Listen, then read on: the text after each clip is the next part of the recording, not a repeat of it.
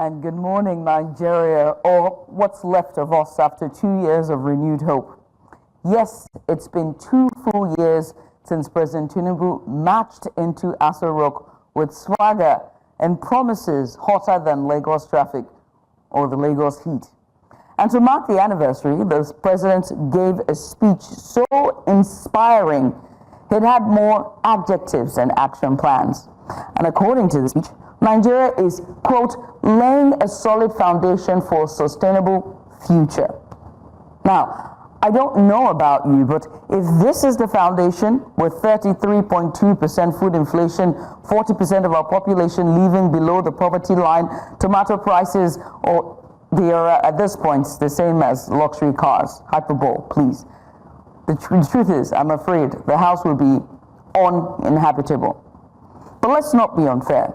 All right, let's be balanced. After all, it takes courage to face the nation and say we've made undeniable progress, when the only thing that most Nigerians, if not all, can undeniably confirm is that they can't comfortably buy a bag of rice anymore. And then came Children's Day, which the presidency turned into an emotional TED Talk, a heartfelt declaration to protect the future of Nigerian children, from the very government giving them reasons to leave. I mean, safe digital spaces for children, sweet, I love that. Tell me about it. But have they tried the JAM portal lately? The site crashes harder than the Naira. Thousands of students were left in limbo, refreshing pages like they were watching a live stream of their dreams just slowly buffering. Let's also talk about these dreams. The average Nigerian child dreams of being a doctor, a lawyer, an engineer, and recently a YouTuber. But until they wake up and realize their school has no roof, their teachers are on strike, and their next meal is a maybe, what are we really doing? And if a young girl in rural Nigeria, if you are a young girl in rural Nigeria, you're more likely to be married off than to finish secondary school. But sure, let's keep clapping for speeches that they say we are investing in education while classrooms double as poultry farms. Meanwhile, in insecurity, as always, insecurity continues to audition for the role of national anthem. Children are kidnapped on their way to school. Parents can afford to send them back even if they are rescued. Take Port Harcourt, for example. And food prices have become so outrageous that onions might soon be stored in banks for interest at this point. Have you seen the prices of those things? But don't worry. We were all treated to the ECOWAS at 50 celebration in Lagos. Of course, I mean, when I say treatment, I mean the traffic. Yes. ECOWAS, the same regional bloc that can't even keep all its members in the group chat, with Mali, Niger, and Burkina Faso flipping the diplomatic table and walking out of the room. ECOWAS now feels less like a community and more like a WhatsApp group where everyone's on mute and the admin is too tired to care. We had speeches, we had gowns, we even had the reenactment of the 1975 treaty, because clearly, when in doubt, reenact history instead of fixing the present. And President Tinubu, as chairman of the ECOWAS, promised regional unity. But let's be honest, if ECOWAS was a marriage, we'd be in cancelling or separated pending traditional rights at this point, asking for the return of dowry. So, yes, 2 years in, and while the presidency says we are progressing, Nigerians are just trying to progress from breakfast to dinner. 3 square meals, that's all we ask. The only thing sustainable about the current administration is the level of confusion and hope. Oh, hope. Hope has become like, power these days. Oh, it's better when it comes to power sometimes. But it shows up just enough to keep us from revolting, but never long enough to make anything work. So, here's my call to Nigerians. Chin up, dear citizens. After all, we are the most resilient people on earth, and by resilient I mean broke, tired, gaslighted, but still somehow we laugh through it. Ha ha ha ha ha. Happy anniversary to the government and to you, I say happy survival. And with that note, please put your hands together as I welcome my co-host, the incomparable Mazino Pio. Mazino, happy survival to you. Happy survival to you. I've been all week trying to defend some of the policies the current administration has put in place. And I have reached the conclusion that perhaps I should not be the one doing that communication. It should be the government, because I think that they've done some very, very good work so far as well. You know, I know we're suffering and everything, but sometimes when I sit back and I look at the way things are now, especially when it comes to government expenditure and government, what's it called? Only just the other week we found out that the customs actually made an unprecedented revenue of 1.3 trillion. Never happened before. So when you come back, let's talk about those parts as well, because I think we should also give the president a hand. Well, I would say congratulations to him on 2 years. It's not easy leading a nation like ours. That's all I would say. I'll do my best to find those joys in the midst of the gloom. In every cloud, there is a silver lining. There is? All. I didn't know. I thought it was thunderstorm. We'll be back. Stay with us. Let's get started on Breakfast Extra. Don't go anywhere.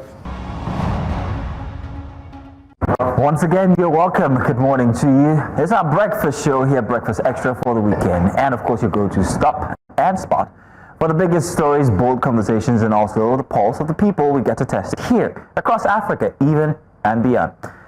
Here's what we've lined up for you this morning. We begin with the big story. It's 2 years into President Bola Ahmed Tinubu's time in office. Has he delivered on the promises of renewed hope? Our big story and our panel, well, they put his administration under the microscope with voices from both the ruling APC and the opposition, whatever's left of that. For Big Report, a major milestone, ECOWAS is 50.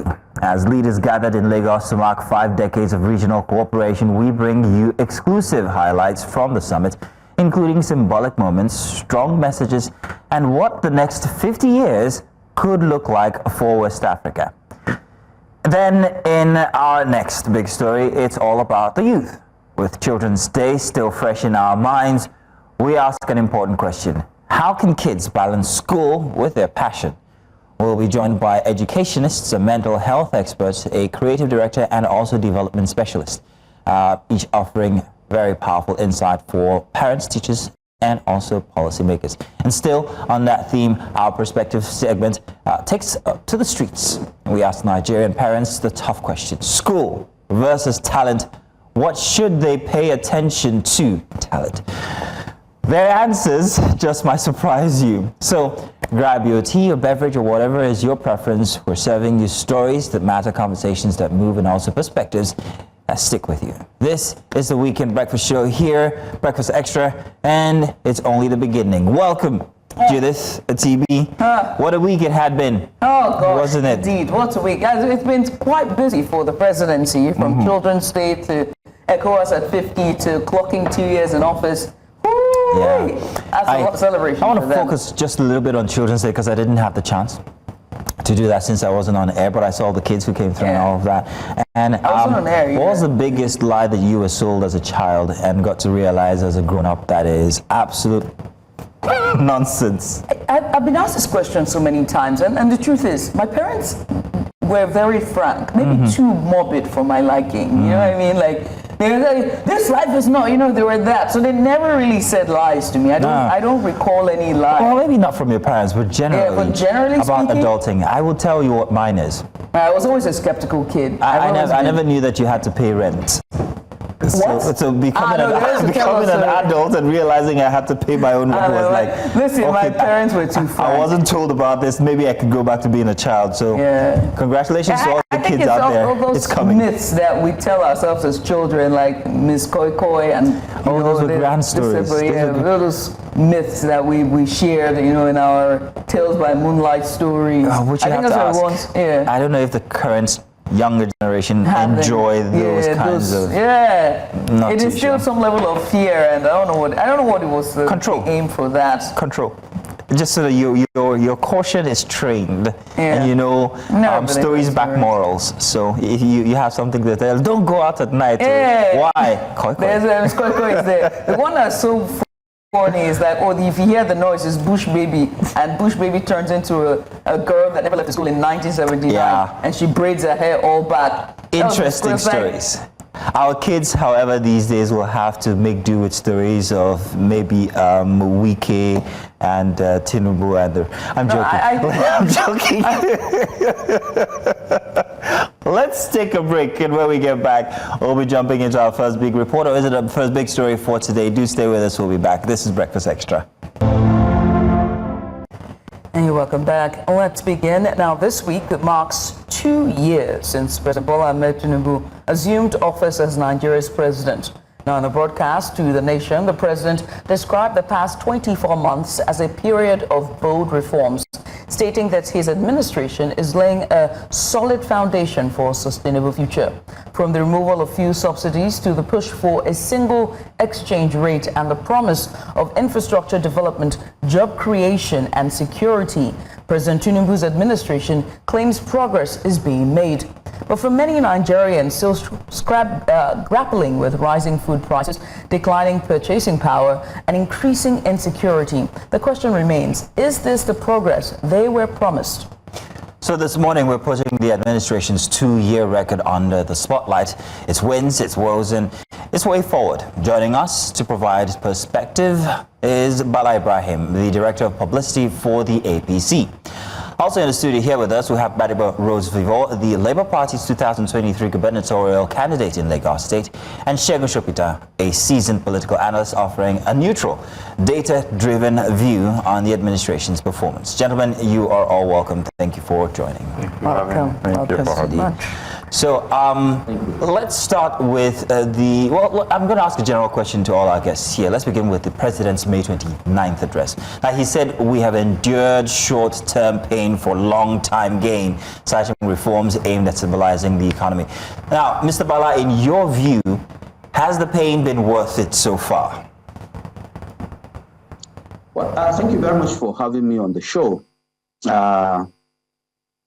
First, when you are doing a clinic, you also have to do a critique. Whatever comes with the pain is expected to also bring along with it some gain. It depends on how long the pain lasts and how long it takes to see the gains. And in looking at the gains, there is this concept or argument with regards what is mid-term and what is half-time. Some talk about a glass half empty, some talk about a glass half full. Whether in the journey to take Nigeria to El Dorado, half of which has been done as promised, Nigerians have gotten what they want, is a subject for a long argument. But it all depends on conviction and faith or belief in what is being done. If the person that is analyzing the issue has sincerity of purpose and believes in the commitment of the administration towards achieving that which was promised, then there will be fairness in the assessment. But if there is no such sense of assessment, whatever is done will be viewed as zero or nothing done in the interest of the nation. And that is exactly the dilemma the party is facing and the president is facing. But what matters is that the president is sincere, is committed, is a patriot. At his age, he wants to leave behind a legacy that will live longer than him and that Nigerians will continue to cheer after he must have left office. So on the strength of that, I feel, and those of us who are with the administration and with the party feel, that the effort that have been put in place justify everything that has been done. All right. Mr. Shukbito, let me come to you before we come. Do you also agree with Mr. Bala here, Mr. Bala Ibrahim? Should we look at it as a half-empty cup instead of, should we look as a half-full cup instead of half-empty? I mean, it depends on what you are looking to achieve. Governance, at the end of the day, no matter which way you call it or how you look at it, is about the people. And for me, that's how to look at it, So If you ask the average Nigerian on the street today, is he going to be talking to you about whether it's half full or half empty? You know, the cup is empty. It's not a matter of perspective. People are in pain. I was on my way to the studio. I was listening to a radio show, and the guy that was talking in severe pain about suicide rates amongst our young Nigerians. You know, this is something that was unthinkable in my day as a young person. I'm in my mid-50s now. To find that a 17-year-old can just take his own life because he feel jammed. That young lady, you know, is unthinkable. And that shows the level of despair that Nigerians are falling into, where suicide is something that people think about, you know, easily. You know, so to people like that, people who can't feed more than once in 2 days, and this is a reality. I'm not just talking, you know, I know people like this, you know. They're not talking about the cup half full or the cup half empty, you know. So we sit in our nice offices, you know, my brother is in Abuja, he's a part of the ruling party, and he's talking about half empty, half full. I'm sorry, Nigerians are not looking at things this way. We're looking for Nigeria to allow us be who we can be. That's what this is all about for me. You know, it's about the country working well enough so that everybody can just be themselves. You know, so all of the talk, you know, GDP, you read the president's performance speech, half-term speech, and it looks very rosy, you know. It looks as if, you know, I responded to somebody, I said, oh wow, Uhuru, we're there. I mean, if you read that speech, it sounds as if everything is beautiful. But the reality on ground, why is there such a massive disconnect between what the president is saying to people and what people are actually feeling? You know, so I would rather not join in that. With all due respect, I think it's a charade to use these expressions to try to belittle the severity and the enormity, the depth and the gravity of the issues that we face. But the presidency in the speech did acknowledge the sufferings of Nigerians and did acknowledge that it is indeed a hard time and that he knows that he's not rosy, but these measures were necessary, and he promised that, you know, we will soon see the rewards or the yields of this action plan that his presidency had to undergo. Do you also feel the same, Mr. Rival? Do you think that, you know, this presidency speech was rosy and filled with adjective and no action plan and not really acknowledging the pains of the Nigerians? I mean, from their governance, from their budgeting, to me, there is no acknowledgement of the sufferings Nigerians are going through. More than anything, it's just lip service. Because empathy is action. It's not just I understand, I see. It's action. It's an actionable cause or path that is taken. So as a president, you have empathy for your people. You cut down cost of governance, right? You're looking at the 2025 budget and you're seeing about 1,477 street lights are going to cost almost 400 billion naira. That's about 236 million per street light. In the suffering that people are going through, like my brother said, you have a situation where people can barely feed twice, once in 2 days. This is a living reality for a lot of Nigerians. Meanwhile, you see government expenditures are still at an all-time high. There is no reflection for the realities that Nigerians are dealing with in the way they live their lives, in the way they fly around, in the way they're constantly going out of the country for whatever, work trips or whatever. These are costs that can be put towards something else. You look at, and then you listen to the speech and you just see that this government has become so, politics has overtaken governance. And you see right now the whole focus is on the politicking, and you cannot successfully govern or solve insecurity problems or economic problems if your whole thing is about the politics of it, the propaganda of it. I mean, they're talking about 900,000 people benefiting from grants from the presidency. What would you say the population of Nigeria is? Well, we haven't done the census. Let's just say, what we're we running work with with over 200 million. 200 million. Let's say half of those people are people that are responsible for payments and the rest are children. That's very conservative. So that's about 100 million. So this 900,000 never up to 1%.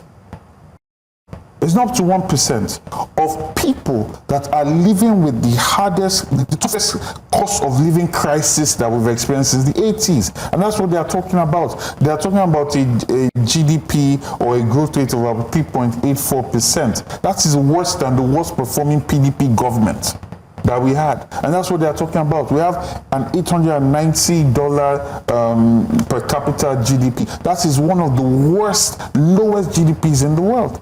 But somehow they paint it and do all these graphics and everything, trying to, for me, it's like gaslighting. I would rather a person comes out and is actually realistic about what has happened. Even the percentage of GDP is far less than what they said they will give us. We're talking about 8 to 10% growth.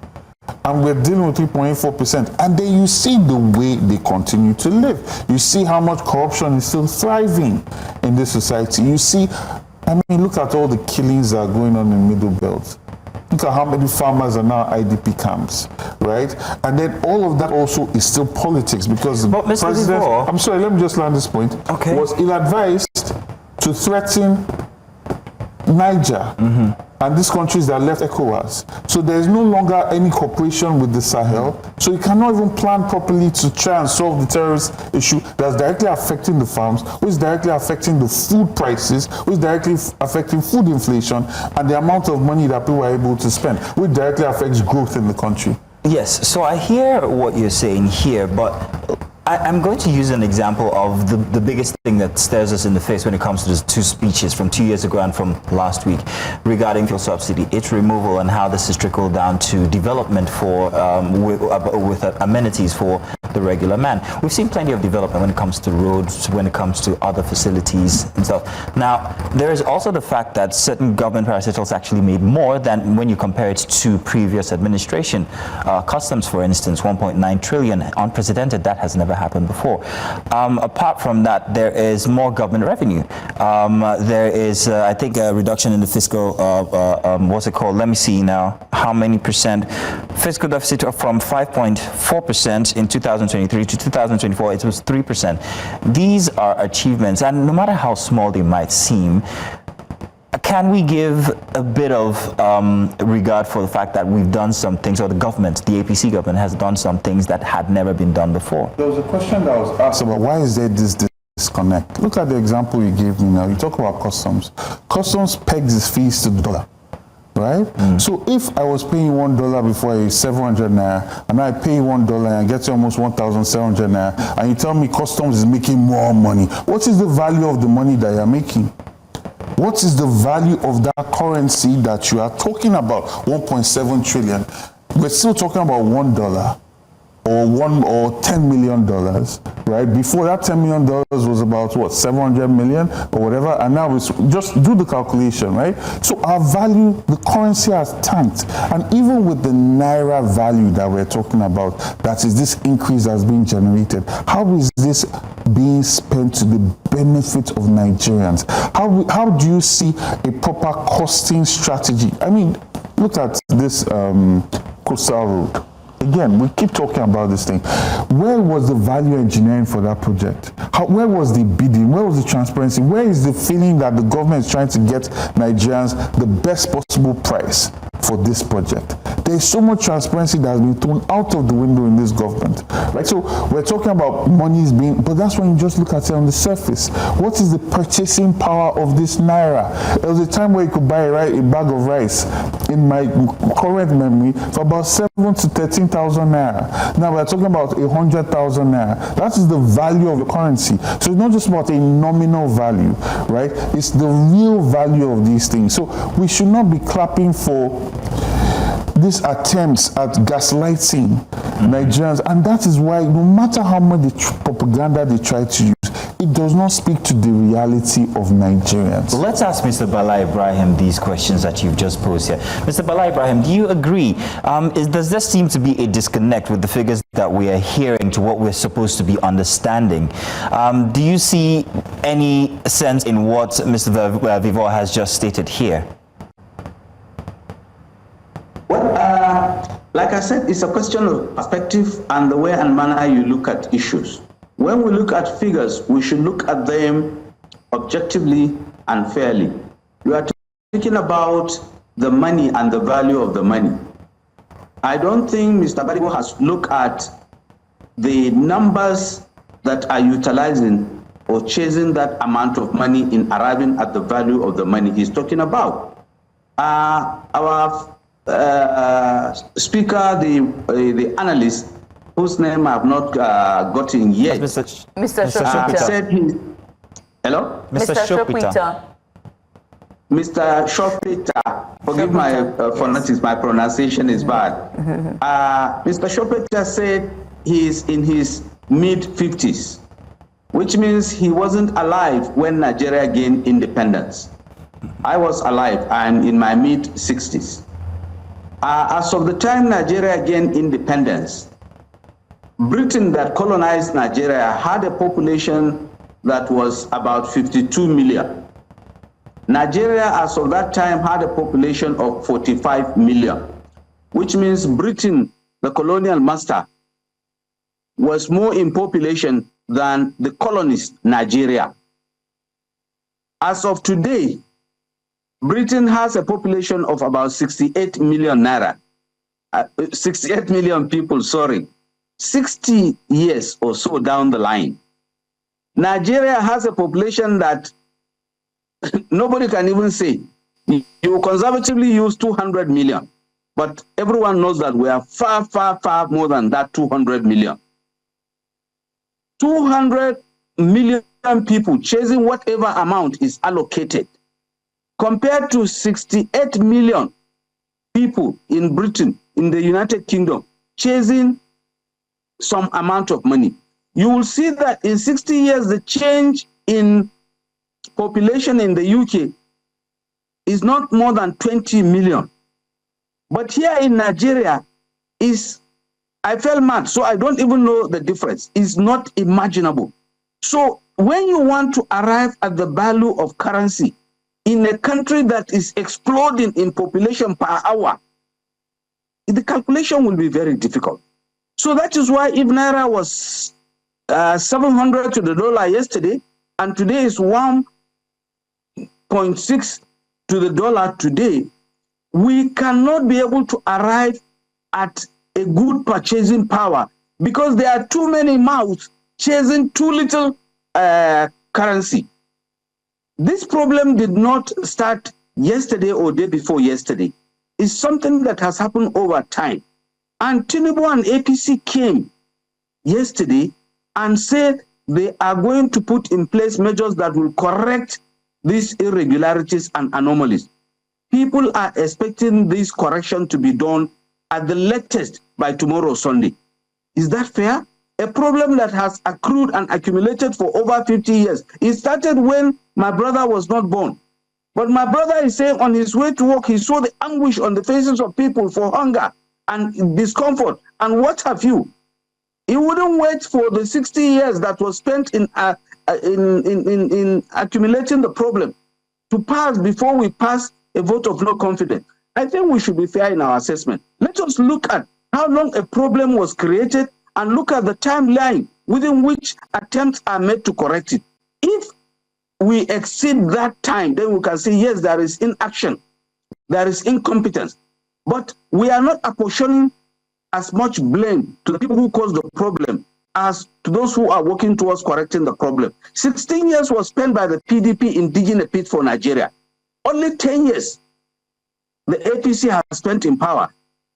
People voted on earth, but they want to live in heaven. They are expecting that within the 10 years of APC, heaven must have materialized in Nigeria. It's not possible. I think we should be making our assessment with a good sense of judgment and taking into consideration all the parameters that are playing out. Now, Mr. Shopita, you have, I can see Mr. Revival just shaking his head, but we're going to take this turn by turn, right? Let me start with you, Mr. Shopita, because your head's on the chopping block at this point. Nigerians are asking for too much. 10 years in this APC's administration, they need more time to rectify years of erosion. Do you agree? I mean, I'm sure you know I don't agree. Why not? I mean, look, it's people cannot ask too much of their government. First of all, let's get that. if whatever the people are saying is what they need, that's what the government must do. A government cannot be arrogant enough to say that people are asking for too much or that people are being unrealistic. People are telling you their reality. So you can't say we're being unrealistic, we need to give them more time till we die. I mean, look, we say subsidies are going to be taken off because it's a fundamental economic reform required for development and progress. Okay, I don't agree, but let's even grant it, because I know there are a lot of people on my side of the table that also agrees with that. So let's grant it.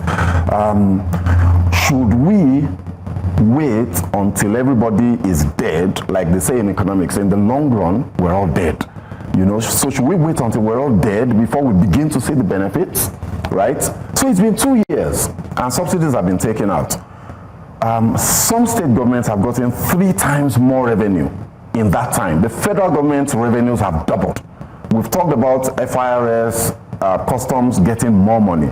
Let's forget about the value, like my brother was talking about. If we have that conversation, it's a completely different conversation. So let's even leave that. Revenues have grown. Where is it? Where is the accountability? So on the one hand, you see the political class pretty much having a ball. The president, it's shiny toys all around you. Brand new, shiny new toys. An Escalade that supposedly cost 1 billion naira. An Escalade, a car. For people who don't, maybe you're not a car person, it's a car, right? An SUV. You've got a new presidential jet. 150 billion US dollars, a new presidential jet in these 2 years, right? Let's not talk about the mansions, the SUVs that the legislators bought for themselves, the SUVs that the judiciary, got shared to the judiciary, right? In these same 2 years, and yet Nigerians are asking, where is the accountability for the savings? What's happened to that money? I would have expected, for example, if the politicians take us Nigerians seriously, that the Minister of Finance on a monthly, or let's even grant on a quarterly basis, gives Nigerians a briefing to say, this is what we did 2 years ago, this is what we did, if you had started this a quarter into the administration, you'd say this is what we did a quarter ago, and then 6 months, a quarter later, this is what we did 6 months ago, and show us the numbers, show us the gains, and what has been done with that money. Even if we can't see it yet, because it does take time for some of these things to, if you're building a skyscraper, you spend 2 years building the foundation alone before you then begin to see the first floor come out. We understand all of these things, but who is giving account?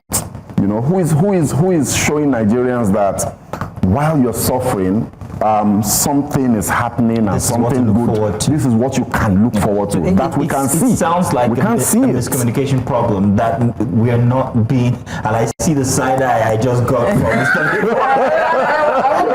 Mr. He poured into my head. Yeah. And I want you. Is it a transparency problem? Exactly. Is it an accountability issue? Is it the ballooning of the cabinet in spite of the declining purchasing power of the people? What is the issue? And if you have the simple issue is that this government does not care about the people. And then, unfortunately, they have to have this performative gesture to pretend to care. And then the propaganda just does not match the reality. So, for instance, people are suffering, and you're spending 21 billion renovating the vice president's house. We're all alive, and we saw this. And then someone comes on TV and is comparing Nigeria to England. The British don't have a tenth of the resources that we have in this country. For so long, the government constantly turns the blame on the people. Oh, we have too many mouths to feed. While other countries are talking about the population as a resource, as something that can drive growth, right? You constantly hear government, whether it's state government, whether it's federal government, using that as an excuse. Meanwhile, these are people where if you govern properly, if our people were properly educated, if they were properly skilled, we will be a dynamo in this world. right? But instead of managing your resources and focusing on human capacity development, you are spending 20-something billion renovating the vice president's house. Meanwhile, the place where you copy the presidential system from, go and see the house that the vice president lives in America, right? Go and see how they are. Look, I mean, you're talking about England. Go and look at the fiscal discipline they have in expenses. You have parliamentarians retiring for spending in excess of £500. Those are the people we are talking about. That's why there is growth, because they know how to manage their resources. In a situation where we have an unprecedented cost of living crisis, you expect a government that cares about the people to show that they too are experiencing that. We have a reduced amount of resources, so it is reflected in the way we use money and the way we govern. But it seems like they have accepted that there is one quality of life for themselves which cannot be affected, and the people can eat cake, in the words of Marie Antoinette, when people can barely eat bread. And that is the reality that we have. And that's why I keep going back to this idea that there will always be a disconnect, because it's propaganda that they're talking about. I have a very interesting question here that's going to take us down another lane. My question bears on the responsibility of opposition. If we have a healthy opposition, then we can keep the ruling party accountable. But it would seem that there seems to be an erosion when it comes to these oppositions, whatever party they may be in. We've seen defections from the LP to the APC. We've seen that from the PDP and other parties as well. It would seem that the health of the APC seems to be growing, and they're welcoming, the president said it himself, that everyone is welcome. There seems to be an erosion on the other side, however. So, what responsibility lies there in for the opposition when it comes to the health of these parties to be able to hold the ruling party accountable? 100%. Now, I was going to direct that to Mr. Bala Ibrahim, but you want to go first? Go ahead. To ask the ruling party. Go ahead, please. So, when you think about the opposition, look at the British system, because you brought up the British system.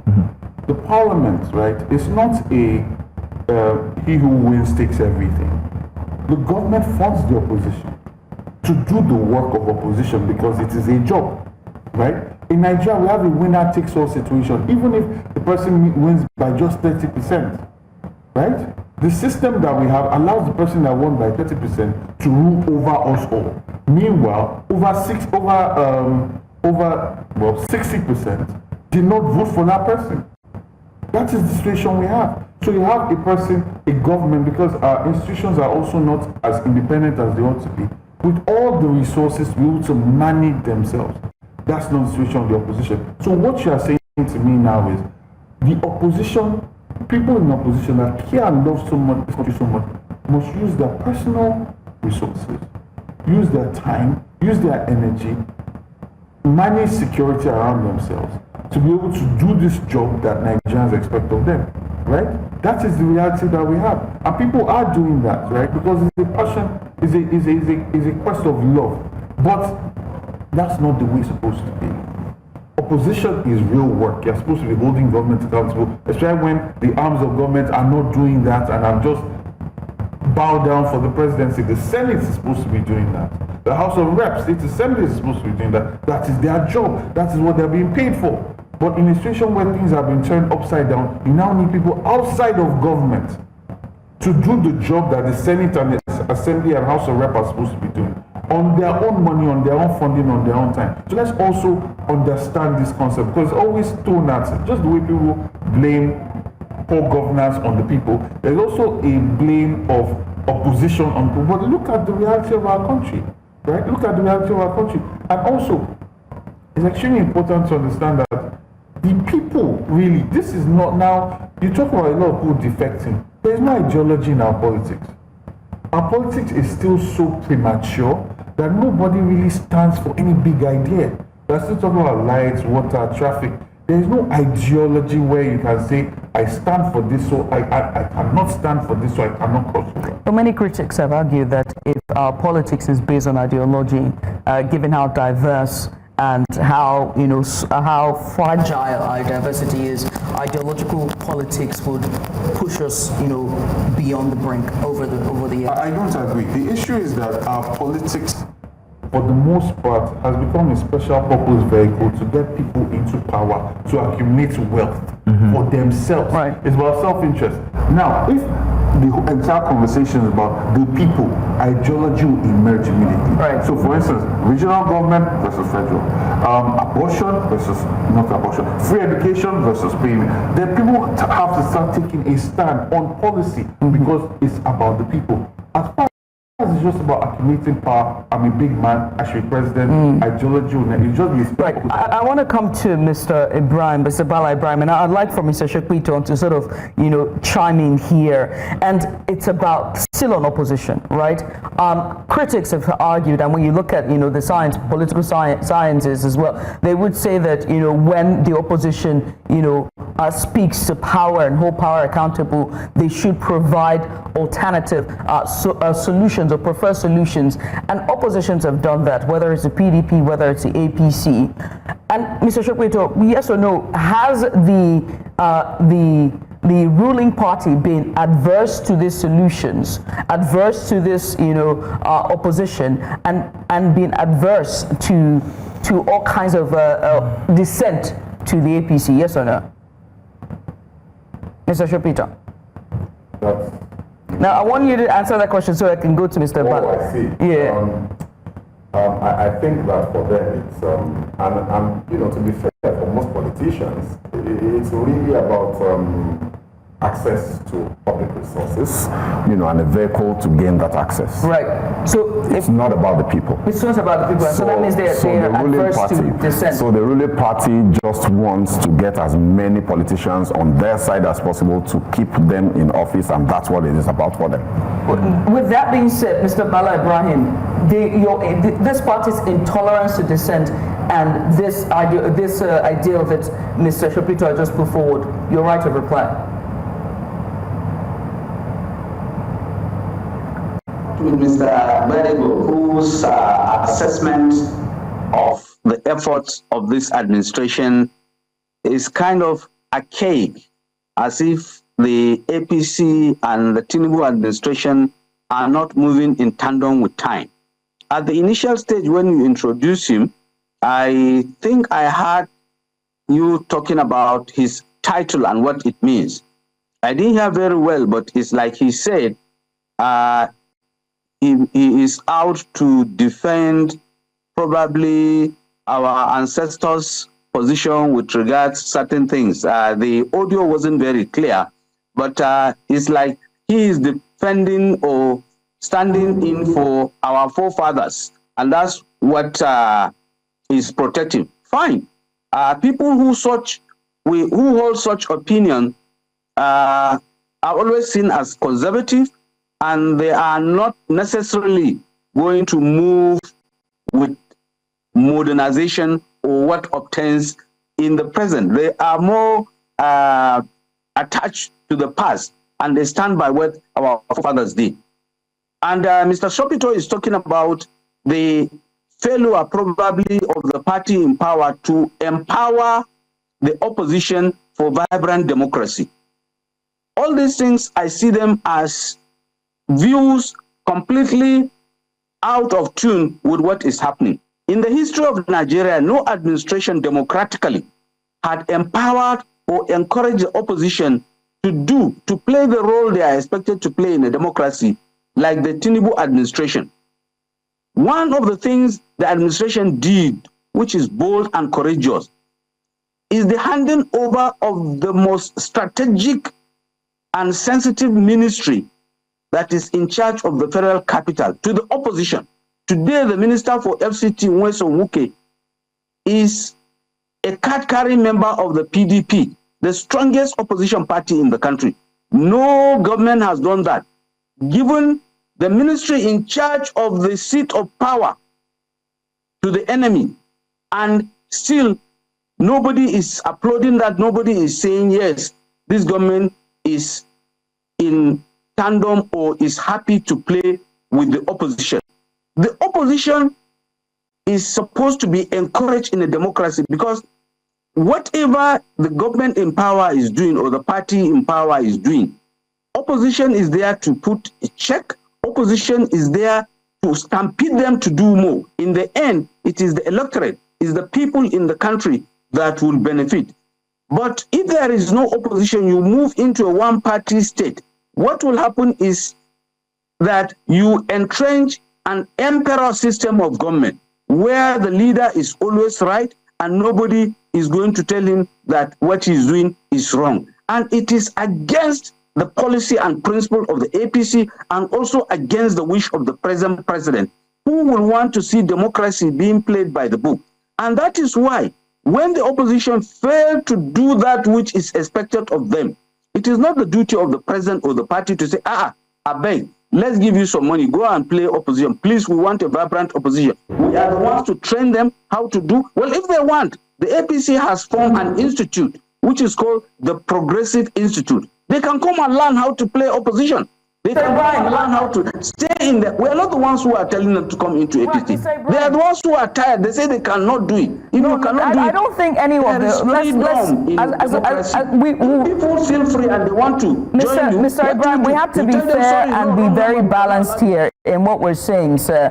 The APC in and of itself is a coalition of opposition parties from the Action Congress to what it has now become. And that was because the opposition was allowed to thrive and thrive well during the PDP administration for the years that the PDP ran. And so what we're seeing now is completely different. And so it still begs to ask the question about why the APC has refused to be tolerant to the opposition and to dissent.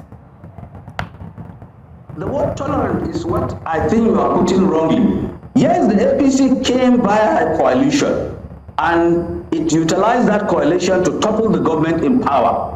The APC, because it's a master of the game, it understood politics and how politics is played, has taken over by the utilization of the components of the coalition to take power. And having taken power now, it is also showing the opposition how to play and remain relevant in a democratic setting. But unfortunately, the opposition is getting weaker and weaker every day because they refuse to learn from the masters of the game, which is the APC. So you have said it yourself. Yes, the APC came via coalition. And having come via coalition, they consolidated, they took power, and they are governing very well in a way and manner that is envious to the opposition. The opposition is saying, we have given up. We cannot play it the way you played it. So they want to come and learn. Maybe when they join the APC and they learn how to do it, perhaps in the future, but it's going to be very far future. Thank you very much, Mr. Ibrahim. Reassemble under another name and try. Let's come back here into the studio where I want to ask Mr. Shokita, he's supposed to be our unbiased panelist here. Now, we've got the APC, a member of the APC here, and of course Mr. James Vivol here for the LP. Has the APC run foul? It's being so Catholic to all other political parties, asking them to come in or allowing them to come in, whether good or bad. Do they run foul of perhaps making this, risking democracy? Let me put it that way. And do we have any opposition left at all at this point? I think that the problem, there is nothing wrong with one party wanting to become, in fact, the only party. Yeah, it's their right. There's nothing wrong with that. If that happens, for example, because they're doing so well that everybody in other places say, you know what, these guys are doing well, why do we want to stop them? Let's just join them. Then, everybody's happy. But if people are moving to your party out of fear, for example, when the instrument of coercion, this conversation is ongoing now. We're seeing entire states. We've seen a state governor come out, open air, and tell his cabinet, follow me to APC or you're out. That's unprecedented. It's never happened before. What you would normally have is that a governor would decide that, it's better for my political interest to move to this other party. And then he does back-end consultations with his deputy, with his cabinet, and then he announces his defection. The deputy announces his defection, and then you just see that people are defecting. Now it's brazen.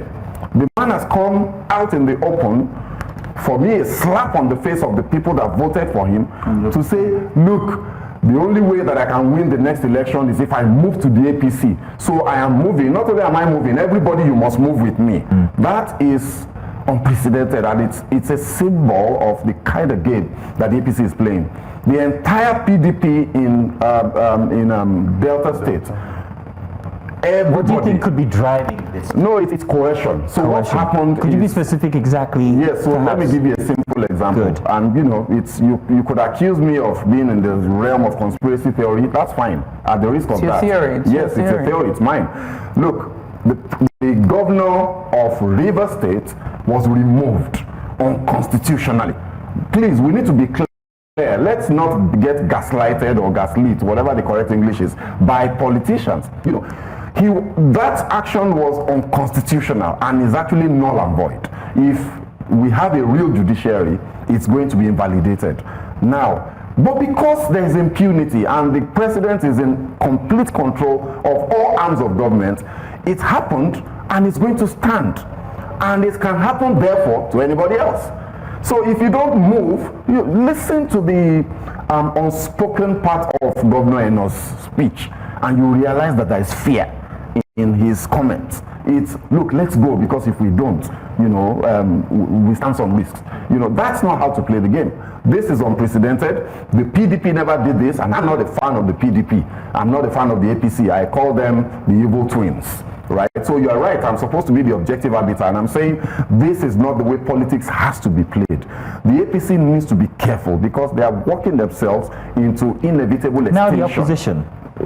Sorry? What about the opposition? Is there opposition left? The opposition, I think they're in dire straits. I think, like my brother says, you know, it's difficult to practice opposition in Nigeria because the political arrangement itself is wrong.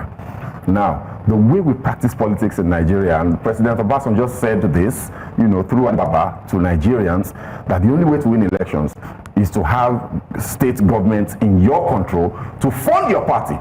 That in itself is illegal. And it was shocking for me to hear that a former president said that out in the open. So the opposition is being depleted. Delta State is one of the richest states in Nigeria. River State, the richest state. And those are the two bastions of the PDP that were holding the PDP up. Yes. They've been decimated. And then Mr. Ibrahim talks about Wike and says he's an enemy to the president. Sorry, are we joking? You know, are we? Is the operation bill just passed without any opposition? What we're seeing in Nigeria today is unprecedented. A PDP member is serving on the cabinet of an APC, and he is fighting the PDP with everything in his power. And you say he is the enemy to the administration? No. Minister Wike is a Trojan horse. He is left in the PDP. He's remained in the PDP for one single purpose: to ensure that they cannot. Mr. Livo is all smiles. I know he has a lot to say. We almost have time, so I would like, you've got a lot on your mind. Right. And I would like for you to, because there's I don't know if we should, first of all, you know what, we want to roll a clip, right? At this point, it's called Perspective right here on our show. It's where we take the pulse of the people and we bring you raw, unfiltered voices from across the country. Now, this week marks 2 years since President Bola Ahmed Tinubu took the reins of leadership. And in his words, these past 24 months have been about bold reforms and laying the foundation for a sustainable future. But what do everyday Nigerians think about this? So what happens is, we went out to the street, from the bustling markets of Lagos. We went there to the transport hubs as well, and we went to find out the promises of the renewed hope how are they being weighed against the rising cost and power shortages, and of course economic hardships. So we hit the streets to hear from Nigerians themselves, and what do they think about the president's 2-year scorecard? Has life improved or worsened? Do they still have hope? So let's hear the perspective. Take a look.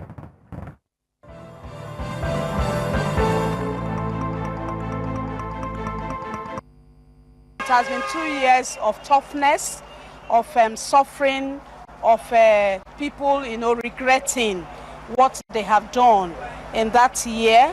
Okay, so my word to our president is that he should at least listen to the masses and they look up to them and see what they are really saying that he needs to address in his administration, because they are saying a lot. It's not everybody that hates him.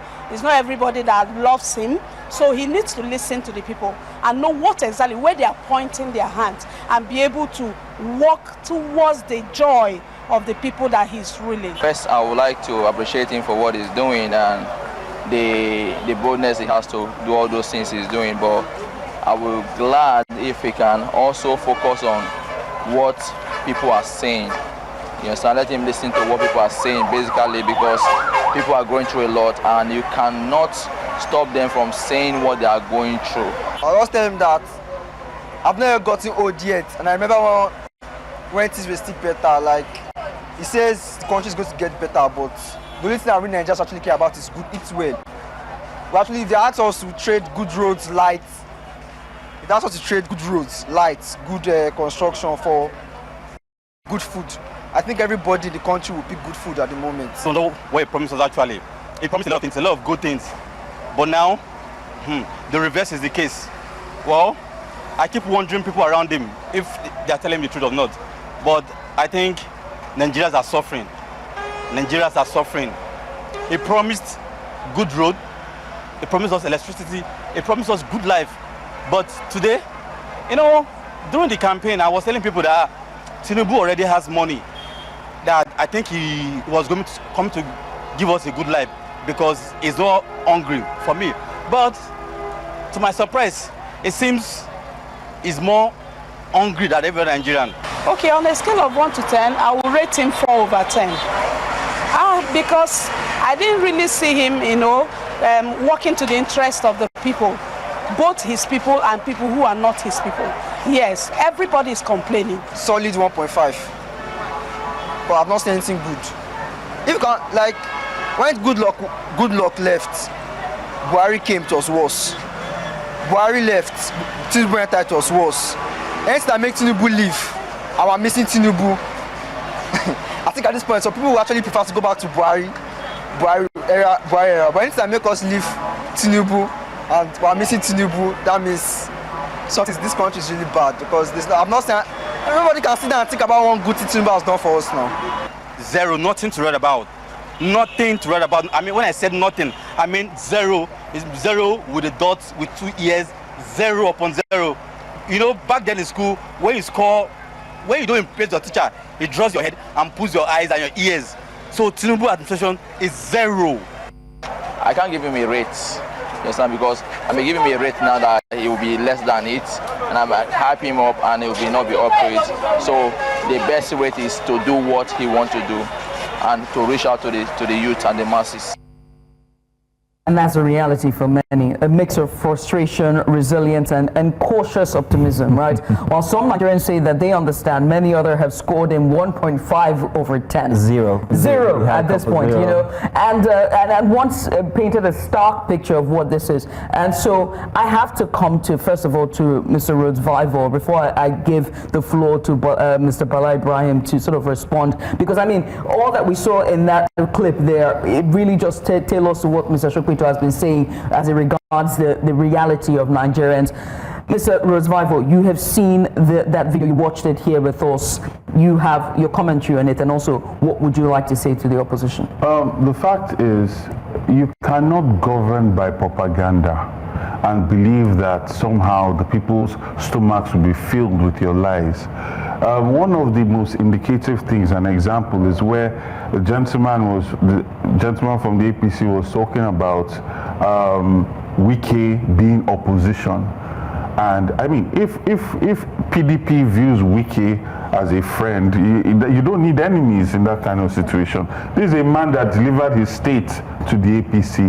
This is a man that literally just sealed the PDP headquarters of his party. This is a man that's constantly, the crisis in the PDP, Wike is the #1 cause of it. And that is the person that they're talking about is, we are working with the opposition. And we are supposed to believe that. And that just makes a nice bite-sized message. And that is the reality that Nigerians have been dealing with for the last 2 years. Propaganda and lies. And that's why it does not connect with their lived reality. No matter how much they spend on their packaging, on their messaging, the people are not able to eat the way they were before. People are eating once in 2 days. That is the reality that's on ground. Now, if we say that we are surprised, I can't say I'm surprised. During a campaign where people are supposed to go and learn about the problems of the country and address it, and you see those ideas come out in a debate, we had the president talking about how now statistics will go chop. Unfortunately, now we don't have things to eat. We don't have food to eat. And like the young man said, if you tell most Nigerians now, choose to eat food or take roads and bridges, most people take food, because people cannot survive. Whatever road and bridges they are building must be for living people to exist. And currently, right now, most Nigerians are in dire straits. Then that's it. Most Nigerians are in dire straits. Mr. Bala Ibrahim, you have the final floor. You got 2 minutes. Your take. Your right of reply. Thank you very much. I used to be a reporter, and I reported from Lagos a long time ago. And if it was in the days when I was a reporter, looking at the clip you just showed now of people condemning and passing vote of no confidence, in fact, someone even assessing the government as zero.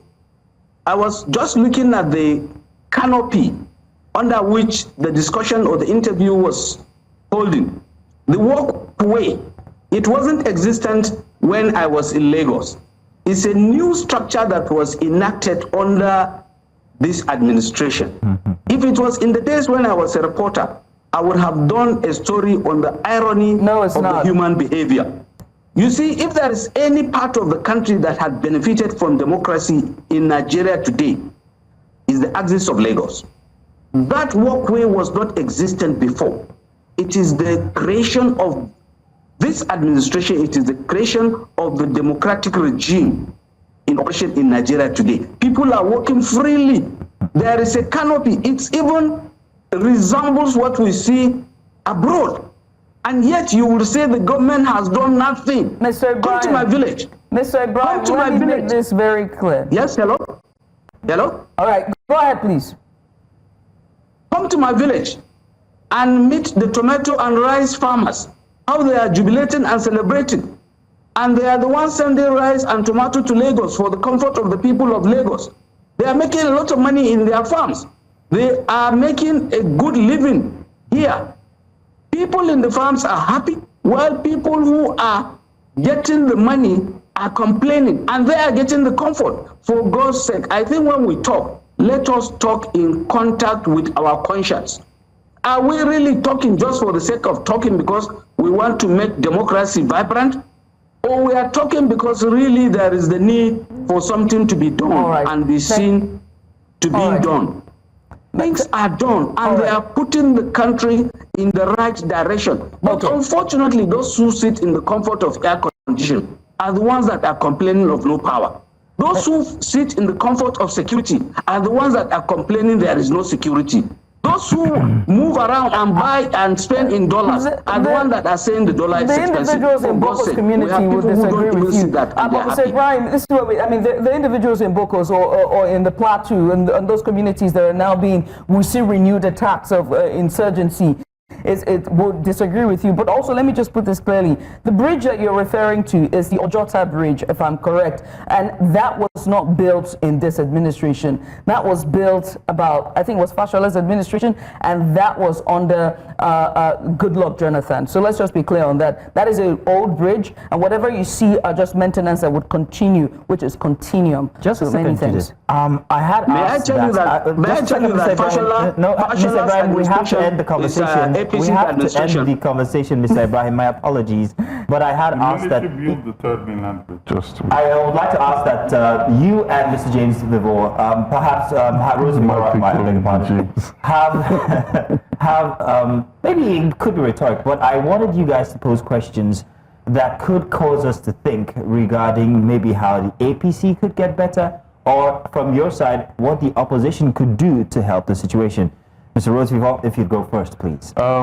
We would like to see the APC push electoral reform, or at least electronic transmission of votes, the way they said it to be done in the 2023 elections. We would like to see some level of development as opposed to the backwardness that is starting to happen with the INEC.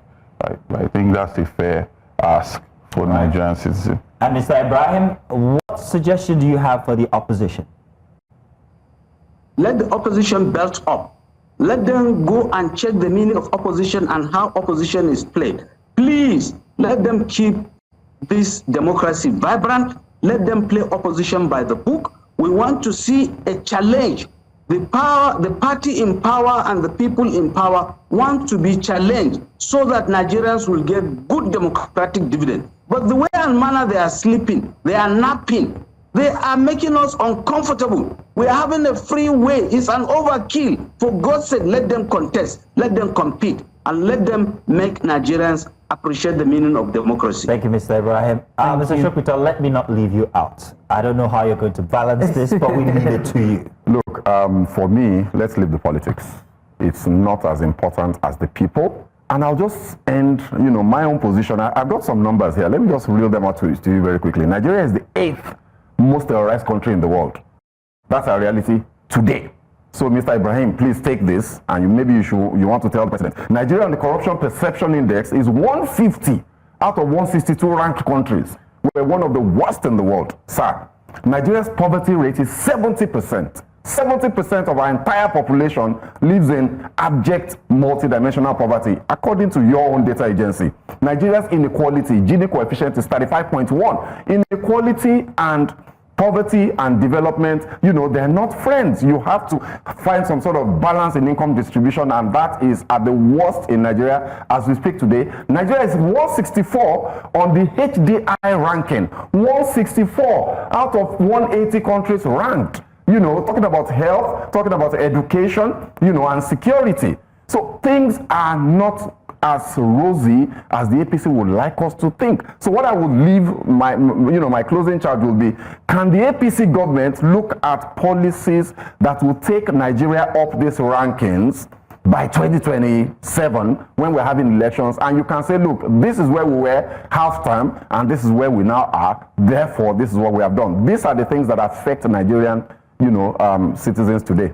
Well, Judith, please remind me next time. Remind me next time not to ask Mr. Shokwita to give us our final remark, because we went to press the start button all over again. Gentlemen, I want to say thank you. Thank you to you, Mr. Ibrahim. Bala Ibrahim is the National Director of Publicity for the APC. Mr. Gbadebo Rhodes Vival, he is a Labour Party 2023 gubernatorial candidate for Lagos State, and also Mr. Shokwita there, a seasoned political analyst. And you can tell he's seasoned by that list. That and party starter.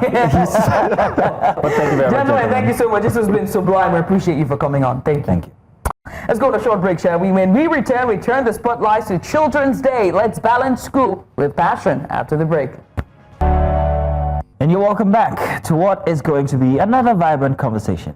This week, as we celebrated Children's Day, President Bola Tinubu reminded the nation of its duty to nurture, protect, and also empower Nigerian children, not just within physical spaces, but in digital communities as well. He also pledged a renewed commitment to providing them with education, safety, and a future where their dreams can flourish. But in today's fast-changing world, what does it really mean to raise well-rounded children? As academics and digital demands compete for attention, more and more young Nigerians are showing interest and excelling in music, dance, sports, tech, and entrepreneurship. Let's not forget that, from a very young age at that. Now, how do we help them balance their formal education with their passion without burning out or even, being misunderstood? So this morning we're asking, how can Nigeria create space for passion to thrive alongside academics? And what must parents, schools, and society do to support children holistically? And so to help us explore this very important, three gentlemen. First, we have Folorunso Olokeshosin. He's a creative director at Reliever School of Dance and Music. I got that wrong, I know. Olokeshosin. There we go, Olokeshosin. Thank you so much for joining us. Here in the studio, we have Yusuf Abubakar. He's a principal at Supreme Education Foundation Schools, and he joins us live in the studio. That's him over there.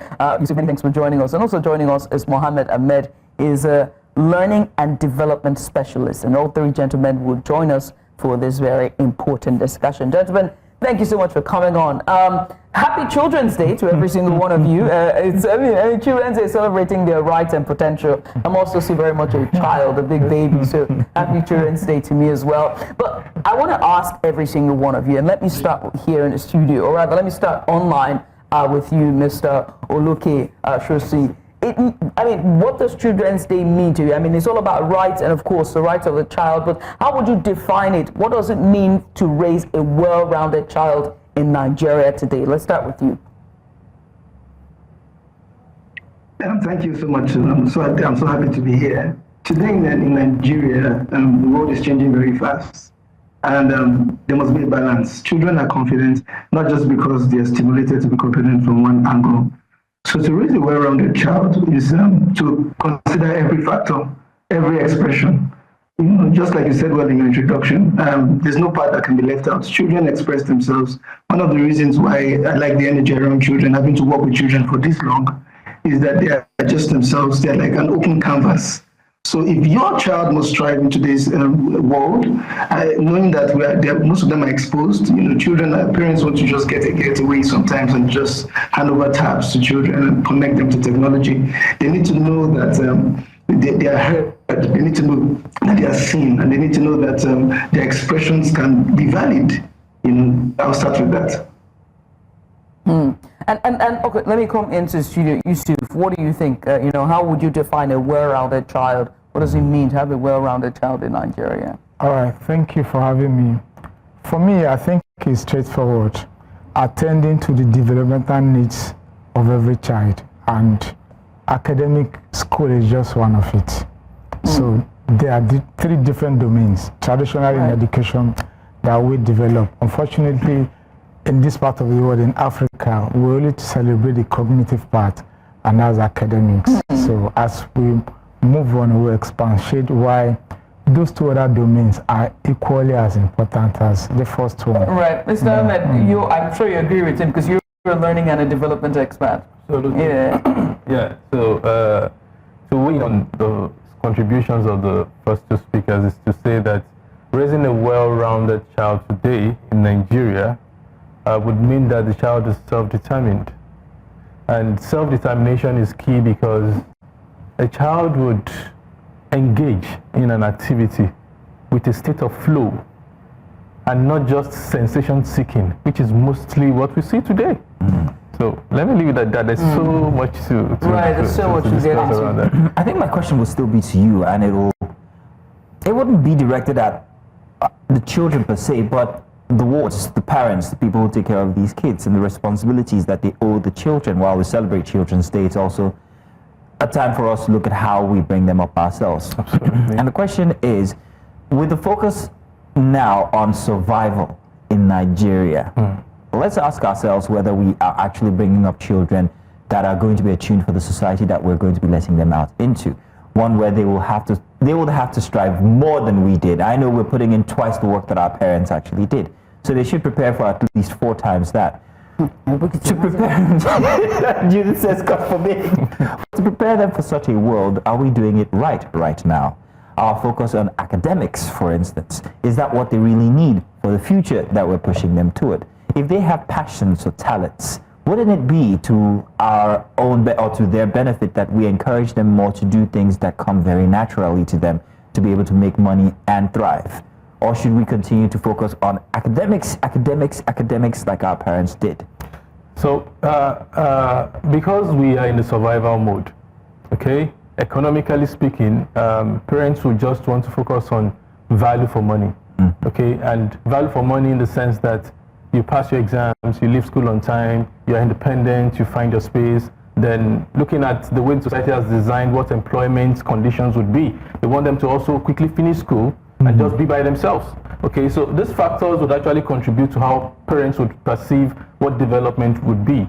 And considering the fact also that sometimes quality non-academic engagements might be somewhat expensive, and parents themselves are not involved in the process.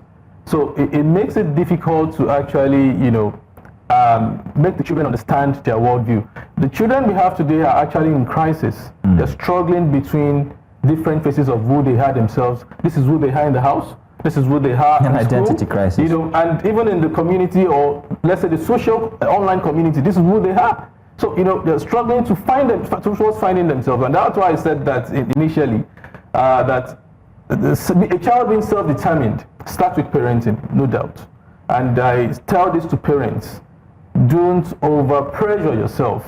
A lot of parents project their fears, is why they don't parent their kids so well. And then they overcompensate in the sense that they say they want to make so much money, so they give those children comfort. Okay? Whereas no amount of money can replace the quality time you spend with your child.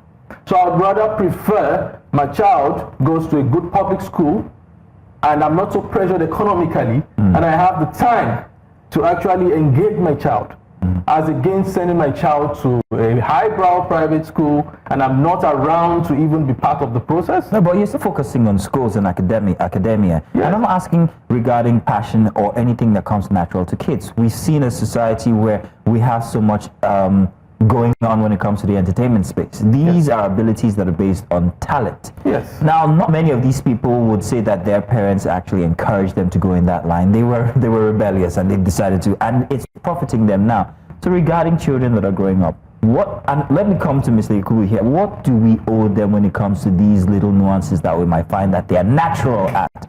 Or do we continue to force them through school with the notion that school is going to provide you a future that will be beneficial for you, and in most cases for the parents, because we all know that children are insurance policies these days. Joke. But what do we owe them when it comes to that passion? As to Mr. Yusuf, actually. Yusuf, my apology. Yakubu was somebody else. Mr. Yusuf. You touched on the survival mode that we are currently in, and I think that's the starting point. That's the more reason why we should go back to the basis. And for me, let's get it straight. Passion, academics are not mutually exclusive. Let's get that straight. Yeah. They are not opposing variables. Thank you. Actually, if well integrated, it can and it should enhance student motivation, engagement, and long-term success. Yes. That engagement for me is key. There's an Harvard study that shows that there's a positive correlation between positive engagement of the child and their future success. Right. And so if we get that right, to say that they're not mutually exclusive, passion shouldn't be something outside the school life. It should be part of the school life. And so as school administrators, even in planning, we call it curriculum design, it should be factoring to say that these are the things that we want our children to learn. And parents should see, you shouldn't spend 2-3 minutes in a school for you to understand that they take care of not only academics, but the other part of their learning needs. And so apart from the planning, the implementation as well.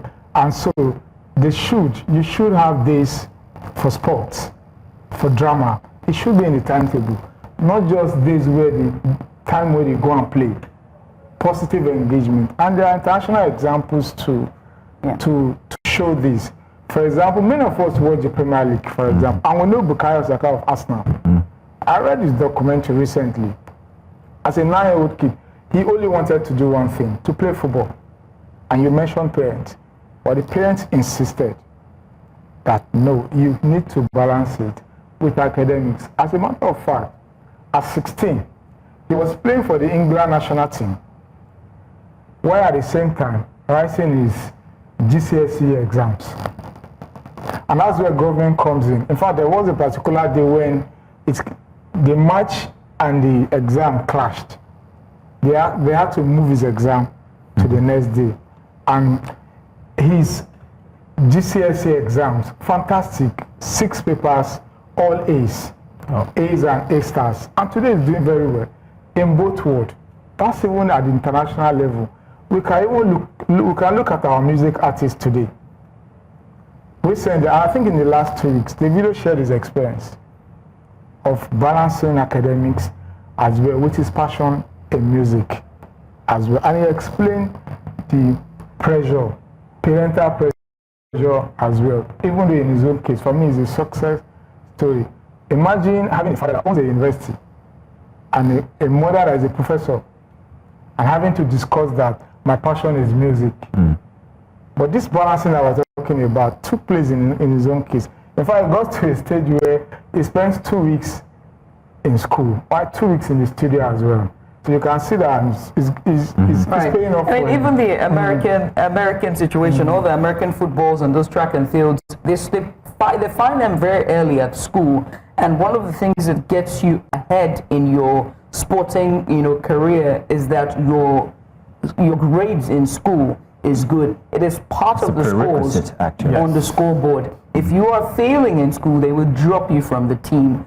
No questions asked, you are leaving. So those athletes and the ones in the game village, you find them, they are studious, because they're waking up as early as possible, going for their training camps, or go for classes, still have to attend prep and still write their text examination, still excel on the field and excel in the classroom. And it must be tough. Hence why I want to go to Folonsho. Folonsho, you deal with these children every single day with your school that is pretty much autistic. How are you able to help them balance, especially children who are, and I mean children, whenever they are young, their prefrontal lobe is not developed yet. And so what happens is they're more fixated on what they enjoy as opposed to what is necessary for their development. How are you able to balance it? All right, thanks so much for that question. I'm happy that my colleagues are doing justice to the talk about integration into school, but I've been running an after-school program. In my center, we run an after-school program, and the Nigerian factor, like you all pointed out, recently has shown up that there's a challenge of having parents feel that the children should come in every day, because initially the design was to have them come in every day because development, you need repetition, you need to have a syllabus curriculum that works, and initially, it was a tussle for me because some children will tell you that, some of my students will tell you that they prefer to come to this school than to go to their former schools. And we had to approach some of these schools, and we had to draft a curriculum that makes them attend the practice in school. Some of them, because of the nature of school, feel that it's not something that they can enjoy in school, because we also make sure that we have an enabling environment. So instead of making it exclusive to our school, we consulted for most of these schools and say, this is the reason why some of them are uptight. Maybe they have their class teachers come around, maybe laugh at them.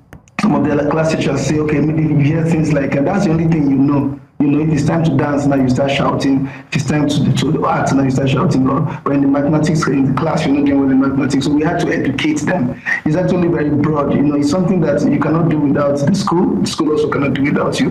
And after we've been able to draft programs that apply to Nigeria, one of the problems we've had also with people that do the business I do is just to mindlessly lift curriculum. So you go online, you find a dance curriculum that applies to the setting there in Britain or in America, you lift it and bring to Nigeria, begin to have problems. So we had to ask questions and tell ourselves, okay, how does this work with the Nigerian child? How does this work with the Nigerian economy?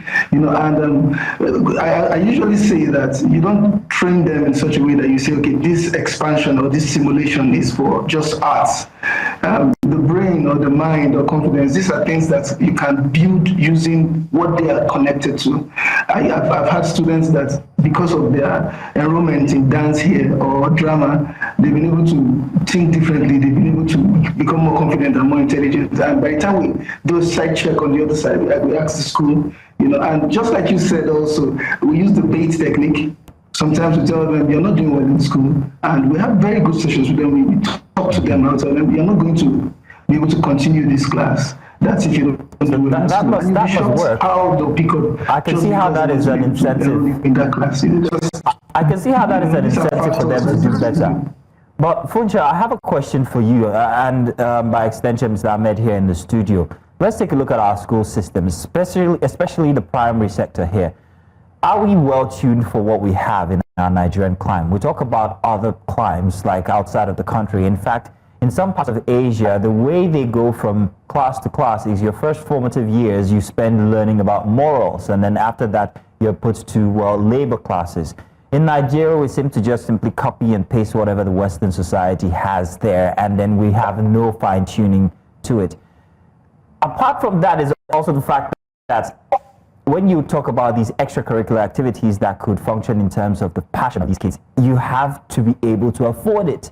They are not absolutes in your list there. They say, okay, if you want to learn how to swim, it's so and so amount. If you want to learn how to play music, it's so and so amount. So what reforms could we put in place to be able to make sure that our kids are getting the best kind of education for the climate that they find themselves, and also affordable kinds of education? Mr. Funsho, you go first, and then we'll come back to the studio with Mr. Ahmed here explain or giving his 2 pence.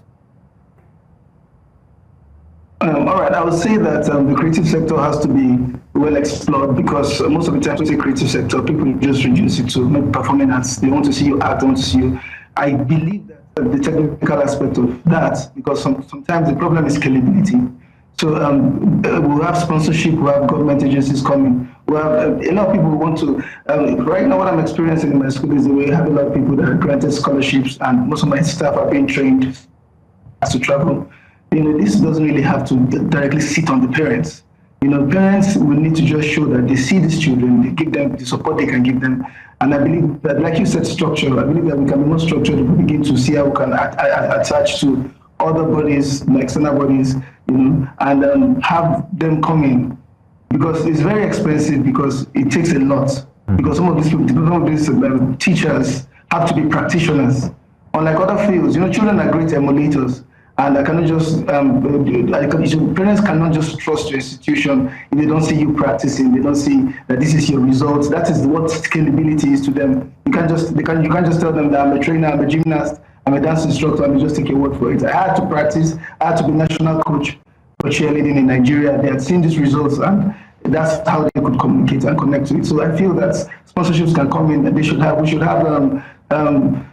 championships, because they should be able to look forward to. These are things that bring us on our toes and will make everybody want to professionalize. All right. For sure, one of the things I worry about when it comes to the creative field for children is that, you can catch them young and train them as well, but the pathway, from teenage years to young adult life to carve their way in terms of career trajectory to where they're more established in this field is what's more, challenging. And I'm sure we're going to get into that. But let's continue, Ahmed. I had wondered, Mr. Ahmed. Yes, exactly. If you could give us your take on that.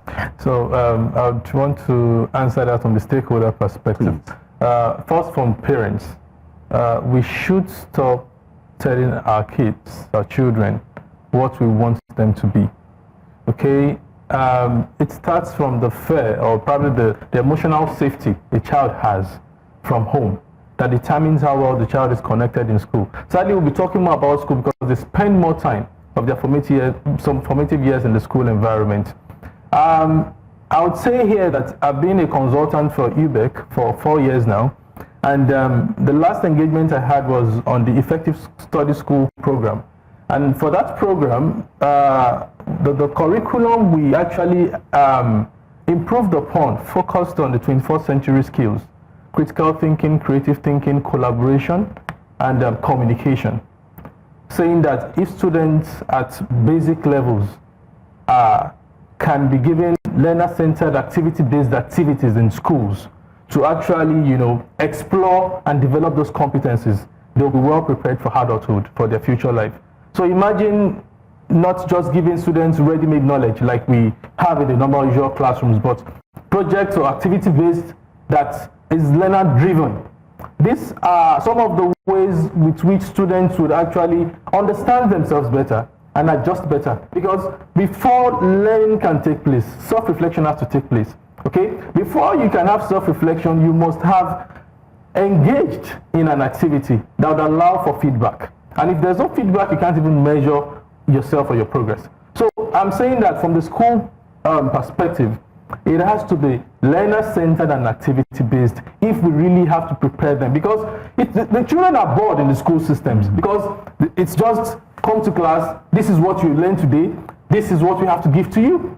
They are not engaged, they are not immersed in the process. So the intrinsic motivation is not there. And that is why they go on looking for sensation-seeking activities. You see them online. The addictive tendencies of this gadget is the dopamine rush and release. But those are just escape routes. I would call it escapism. you know, just for them to just have that, you know, excitement, that's yeah. time. So it becomes a craving over time, which is not also healthy. It's counterproductive to the learning process. To the academic part of it. So I would say that the government, especially for public schools, they've been doing a lot. But the question again is the implementation. What about affordability? So because in most schools you have these as items that you can take out so that you can pay less. So do we owe it to the kids to make these mandatory and affordable, at least for the parents? Honestly, I think it's a mindset factor. If all stakeholders can come together, you find out that even some parents could be, instrumental to making this engagement happen. Okay. It's because we just think this is just the school's responsibility. We paid you, deliver on it. No, parents have to be involved in the process. I ask, how many fathers go to schools during open days, for feedback? How many fathers go to schools during career days to probably just show role model, careers and discuss practical, tell stories, storytelling, These are engagement or activities that actually increase the awareness of learners and make them understand what their worldview is, because it's practical to them. So I strongly feel, I started by talking about self-determination. Right. Self-determination is of 3 components, okay? The first is competence, the second is autonomy, and the third is relatedness. Imagine a child that is not even connected in the home, that does not have good relationship with his parents or his siblings. How do you expect that child to even adjust in the school system? And once school connectedness is not there, once you don't feel safe, once you don't feel that emotional connection to the school environment, no learning will take place. Right. Okay. I mean, arts itself, it's expensive, right? And I think it's important that we state this here. Just saying that fine arts, whether it's visual arts, fine arts, or sculptural arts, or dancing, or any of these things, there are tools that needs to be brought in for it to be wholesome for the students to learn, right? So whether it's painting brushes and eye soles, and the oil paint, whether it's the costuming and the music and the DJ that's being brought in. And so it's expensive, right? And so I think that parents also have to change their mindset when it comes to priority, to make sure that they're balanced. But before we run out of time, I have to come to you to talk about curriculum in our schools. I know that it is implemented in some form, the creative part of it, but our curriculum doesn't support it in terms of holistically where they can branch off and we can find those ideals or those children that are just naturally gifted and they can continue in that path. The 3-part way that we have is either social sciences, medical, or the sciences itself, and then the arts, which is pretty much literature and the rest. But do you think that there should be a 4th part with our curriculum, to throw those children under that umbrella, or make it more diverse, so that we can also find all those other children who have, learning difficulties and learning challenges under that umbrella when it comes to our curriculum? All right, thank you. For me, the curriculum itself is dynamic. I mean, it changes over time, and schools are at liberty to adapt it. And I think that's where we are missing it. What we do mostly in Nigeria is to adopt. Yes. Thank you, So Yusuf. we can adapt it to suit our situation. My school is different. I think we've done very well in that aspect. For example, there's no reason why you come to my school and you don't have a club of your choice. And if learning is student-centered, if the child is the most important element or stakeholder while we are in school, then we should understand the interest of that child. And of course, even as adults, interest, passion drives whatever we do. We enjoy the things that we do, even if they are stressful, but because we are passionate about it, it becomes easier. Right now, and that is why we must tailor our instruction. We must personalize it, individualize it to that extent. Right. And that's where diversity comes in, even in curriculum. And so, you identify students that are good in art, for example. You may not have all the resources. Yes, it's expensive, but you can collaborate. Collaboration is the new competition. For example, there are vendors that comes into my school for robotics. Sometimes it costs Because it's expensive. Not necessarily. I mean, like, it's expensive for you to run those programs. No, I'm saying that collaboration in sense that they come in with their equipment. Yeah. And at the end of the day, they train them and they expose them to international competitions. In robotics, in sports. For example, we have a partnership with City Sport, for example, that takes care of football, basketball, and there are days, Tuesdays and Thursdays, where all of these needs are taken care of.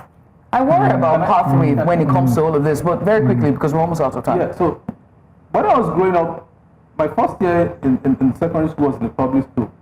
We had pottery, we had several of these arts exposures in the public school system, okay? So that's why I'm trying to make us understand that it's a demand supply chain problem, and that's why we need to also involve employers of labor in this conversation. Yeah, but again, another thing is also the teachers as well. Have they demonized that perception that artistic children are lazy children? That's another conversation that needs to be had. And when I say teachers, I mean that at the public school level as well, at the private school level as well, because ideals also come into this. I wish we had enough time, but very quickly, let's just bring in Funsho. Funsho, the pathway, you are with these children every day, 5 days a week, 6 days a week.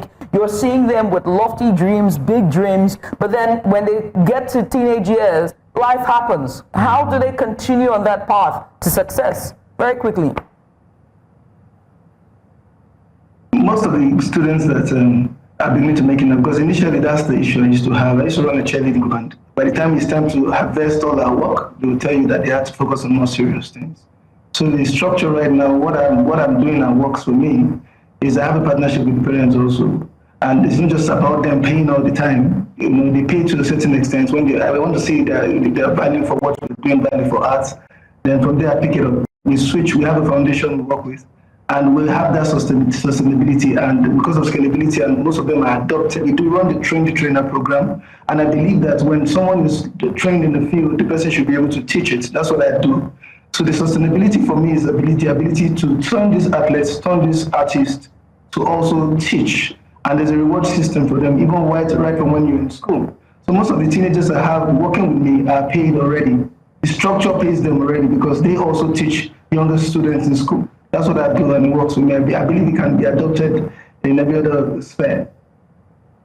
Well, gentlemen, this has been sublime. I wish we could continue because, I mean, there's so much to talk about when it comes to our children. But one thing is important, and this is for parents, really. We must prioritize every, facet and aspect of our children's development is very important. And also, be more keen to what the children really needs and speak to the parents and also out there to all of the private partnerships and it's time for us to collaborate when it comes to the future of our children. Gentlemen, I want to say thank you for Lonsho. Thank you so much, Yusuf, as well as Mohammed Ahmed. Thank you for joining us. First of all, let's continue our focus on children, shall we? And this time, their development, especially in a society where education is key, but talent is rising fast. From dance and design to tech and theater, many children, Nigerian children, are showing sparks of brilliance outside the classroom. But here's the big question. Should parents prioritize talent as much as academics or even more? And what happens when the two are in conflict? In a world that's changing fast, what should the Nigerian parent of today pay attention to? Is it grades or gifts? So we asked parents across different backgrounds on their take, on school versus talent. And here's what they had to say. Take a look at their perspectives. There's no how we can do away with the school.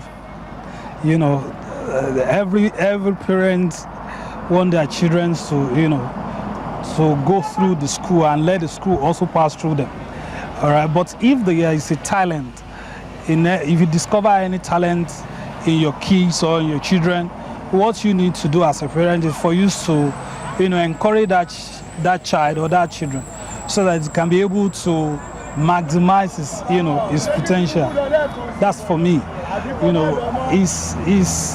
It's intertwined. There's no how you can separate the two. Just you can imagine the Cristiano Ronaldo, Messi, and all of them.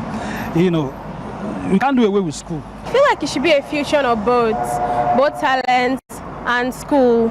If you're schooling, you could have like a talent on the side. You should go to school because at the end of the day, most of the people that are using their talent. You can look at Funke Akindele, she's a lawyer. Most people that are using their talent, they actually have they went to school to have a backup plan. Focus on talent, because the school, there is nothing to write home about in this country. You study, you give yourself concentration, maybe so 5 years, 6 years, you come out, and you are not using that certificate you study to work. Maybe you go and do something else, POS or conductor or one thing or one thing. So I feel that parents should focus on talent more, because if you inspire the child and you make the child grow up in a healthy esteem way, the child will do well. So I feel parents should focus on talent more. Yeah, I would say both. Why did I choose both? Because they say no knowledge is lost and education is the key. So education is just to make you bold. So without education, your talent can't fly. Because why did I say so? Talent is good also, because talent can take you to, there's a particular place it can take you to, but with education, it will help you move further. So now, I will use myself as an example. Growing up wasn't cool. My dad doesn't even, when it comes to talent, he doesn't even want to hear about it or anything. So just want you to focus on education, go to school, this, that. But now I read accounting, and I'm not using it to, to feed or to get anything to the table for my family. But I'm using dance, because I'm a dance instructor. I also dance. So dance, talent. Apart from dance, I also venture into fashion, clothing. So education just helped push everything on a high place. I have a baby girl, and any talent she wants. All right, I just got her, some set of music instrument, so that if that's what she wants, because when she was 1 old, if you tune on to ETB and she'll be dancing with even the song she doesn't know the lyrics, she'll be dancing, and I said, okay, it seems she's going to like music, so that's why I got those things. I do not have kids, but if I had kids, I would like them to have something like a flair for fashion, They are still small, so I'm still watching them. So once they grow, I'm not saying that I will not take them to school, but all my hope will not be on the school. You get. I will still make them focus on talent, because I know where talent will take you, where passion will take you, education cannot even move an inch. Sorry to say, education in this country is nothing to write home about. It's useless, because there are many graduates that are jobless, walking around the streets. If you don't create something, you are hungry or so.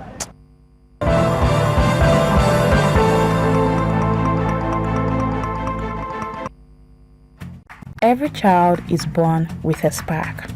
Sometimes it shows up in a math class, other times it flips, stretches, and tumbles on a mat. But in a society where academic excellence is often seen as the only path to success, many children's talents are buried under the pressure of grades. On this Children's Day, we shine the spotlight on one young girl and the parents who chose to believe in more than just school scores. This is the story of Gloria Innocent, a young rising gymnast with big dreams and the support system that makes them possible.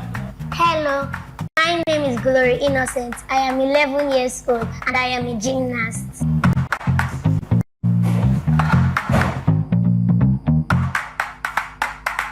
When I was small, 5 years old, I started doing it. Yes. Because I know that thing is going to make me to keep going high.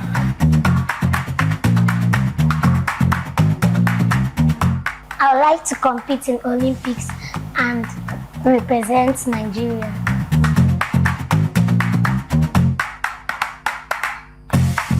My mommy wakes me up, she bought me leotard, she gets me ready for training. And my coach, she helps me, she coaches me, and she tells me that I'm a champion. Don't give up, keep pushing on.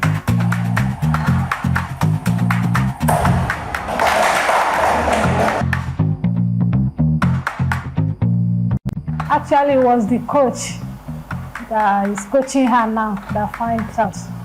She saw her and said that she have the talent. Then she was small, like 5 years old. Because I've seen many that she trained. And when she told me, I was happy. I said, okay, carry on. I keep pushing her, telling her that know your dream. You said you want to be like Mobile. What do you call her? There's one lady, Mobile. She says she wants to be like her. So I will just use that lady to show her an example. Then she will smile. Then she will move.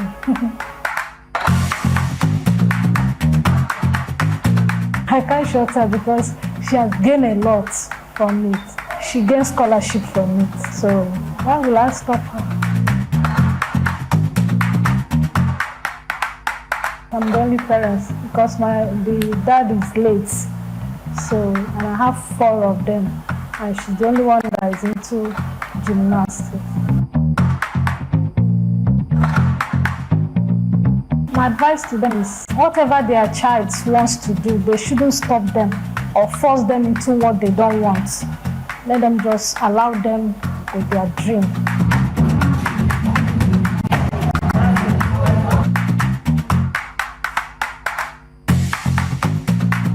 Glory was not the first, she wasn't the only child that I started training. I called the group of children upstairs to my balcony and I started stretching them and training them, just teaching them the basics of gymnastics. Then I noticed that Glory stood out. And I just could not take my eyes off her. She had an amazing behavior, which attracted me. She wasn't the only child, but she was very respectful. She was very, the way she speaks, the way she acts. So I just loved her because she just had this very good behavior and talent that stood her out. That was when I knew that I wanted to invest my time in her.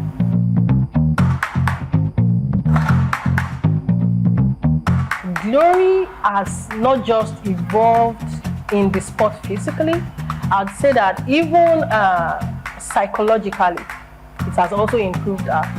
She went from a child that was not so academically strong to a child that has evolved academically. So what I would say gymnastics played as a role in that is that it helped improve her self-discipline to push not just towards the sport, but also towards every aspect of her life. Discipline is 100% more important than talent in this sport. Because when it comes to gymnastics, you have to delay gratification and trade short-term indulgence for long-term satisfaction.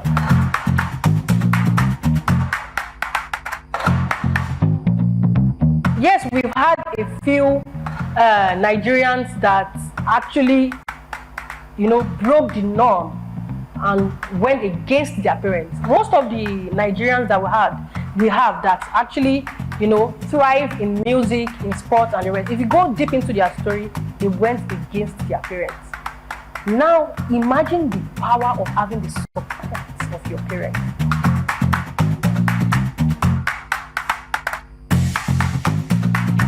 Strong support from the parents would 100% guarantee a life of greatness for whichever athletes decide to go into sports. So if you have a child that is talented or has a child that it's a talent that stands out among the rest, I would encourage the parents to take the risk. There is no harm done. Take the risk in helping your child explore sports. Not just the sport they are good at, but also the sports that they just like. Talent is a seed, but without sunlight, it cannot grow. Gloria Innocence is thriving, not because she chose gymnastics over school, but because a parent chose to see her fully. As we celebrate Children's Day, may we remember every child deserves the chance to explore who they are, both in and outside the classroom. After all, the world needs more than just doctors and lawyers. It needs dancers, designers, dreamers, and gymnasts too.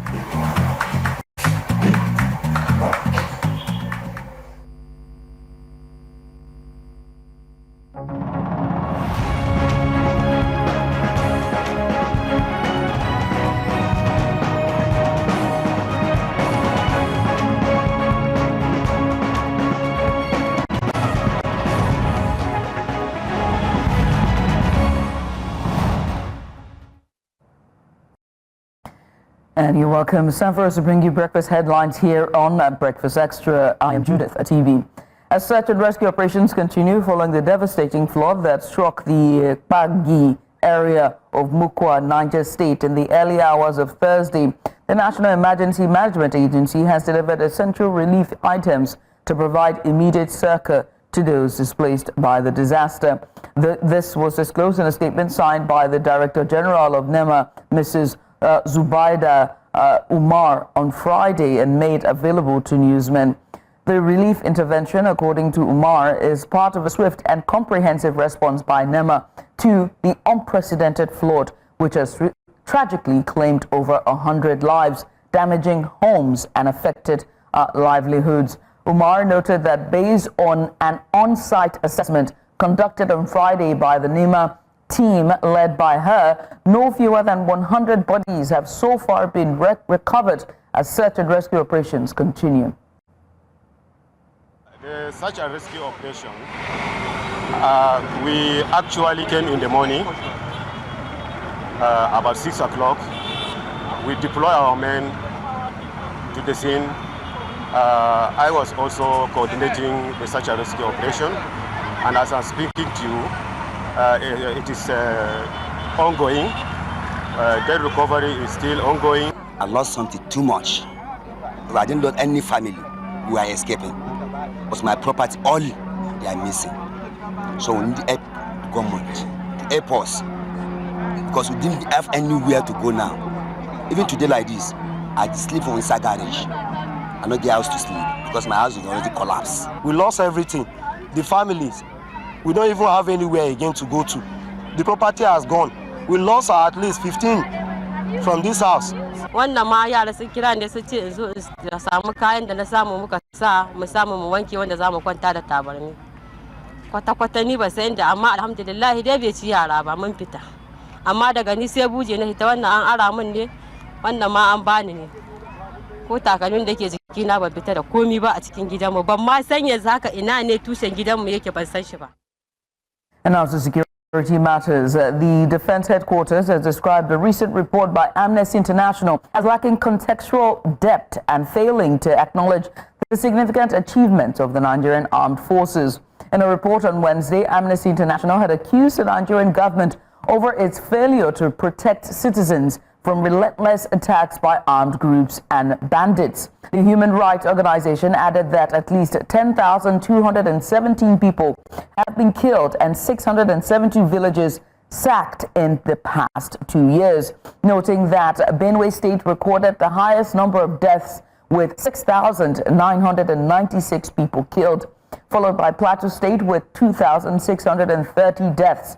The DHQ, in a rebuttal by the Director of Defense Media Operations, Major General Marcos Kagin, he expressed concern over what it called sweeping generalizations and unverified statistics in Amnesty's report.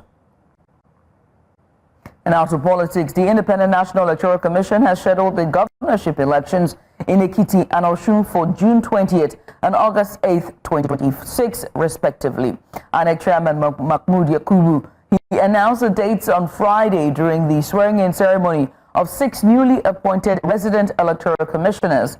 Yakubu said, in line with the requirements of the law, the commission is obligated to publish the notices for major elections in not later than 360 days before the date fixed for the election. Now, he said the commission has approved the timetable and schedule of activities for the Ekiti and Osun state governorship elections. The National Institute for Legislative and Democratic Studies is raising concerns over what it describes as attempts by some lawmakers in the House of Representatives to undermine its operations. Now, speaking at a symposium to mark his 6th year in office, the Director General of the Institute, Abubakar Suleiman, alleged that certain members of the House established parallel structures performing similar roles as the Institute. He described the move as wasteful, especially at a time when Nigerians are calling for a reduction in the cost of governance, and called on the leadership of both chambers of the National Assembly to intervene. I've said it several, the President of the Deputy Speaker, and I've told the Speaker, that the cabal within House of Rep that are trying to undermine this institute, they must get rid of them for this to survive. That's the best way to do. And that remains a very fundamental challenge we are facing here today. Even when we try to appropriate for us, the cabal will tell them, don't give them money. When they are told, hold meeting, government council meeting here, they tell them, let's have a meeting elsewhere. So we have 2-3 individuals impersonating the personality of the leadership. I'm saying it loud and clear now. And I've proven it to the leadership. That's pretty much all the headlines we can take at this hour. Join us at noon for the full bulletin. My name is Judith at TV. Stay with us. Back. Now today we're diving into a topic for our extra special, one that is often whispered about but plays a very major role in the success or struggle of many marriages in Nigeria. It's none other than sex. Yes, sex. We're talking about it because healthy intimacy is not just about physical connection, it's also about communication, trust, vulnerability, and mutual satisfaction. And when it's missing, marriages can suffer silently. From natural taboos to communication breakdowns, many couples struggle to express their needs or explore what intimacy really means to them. So how do you build strong connections and emotions and sexual bonds in marriage? What happens when desire fades? And how can couples reignite that spark?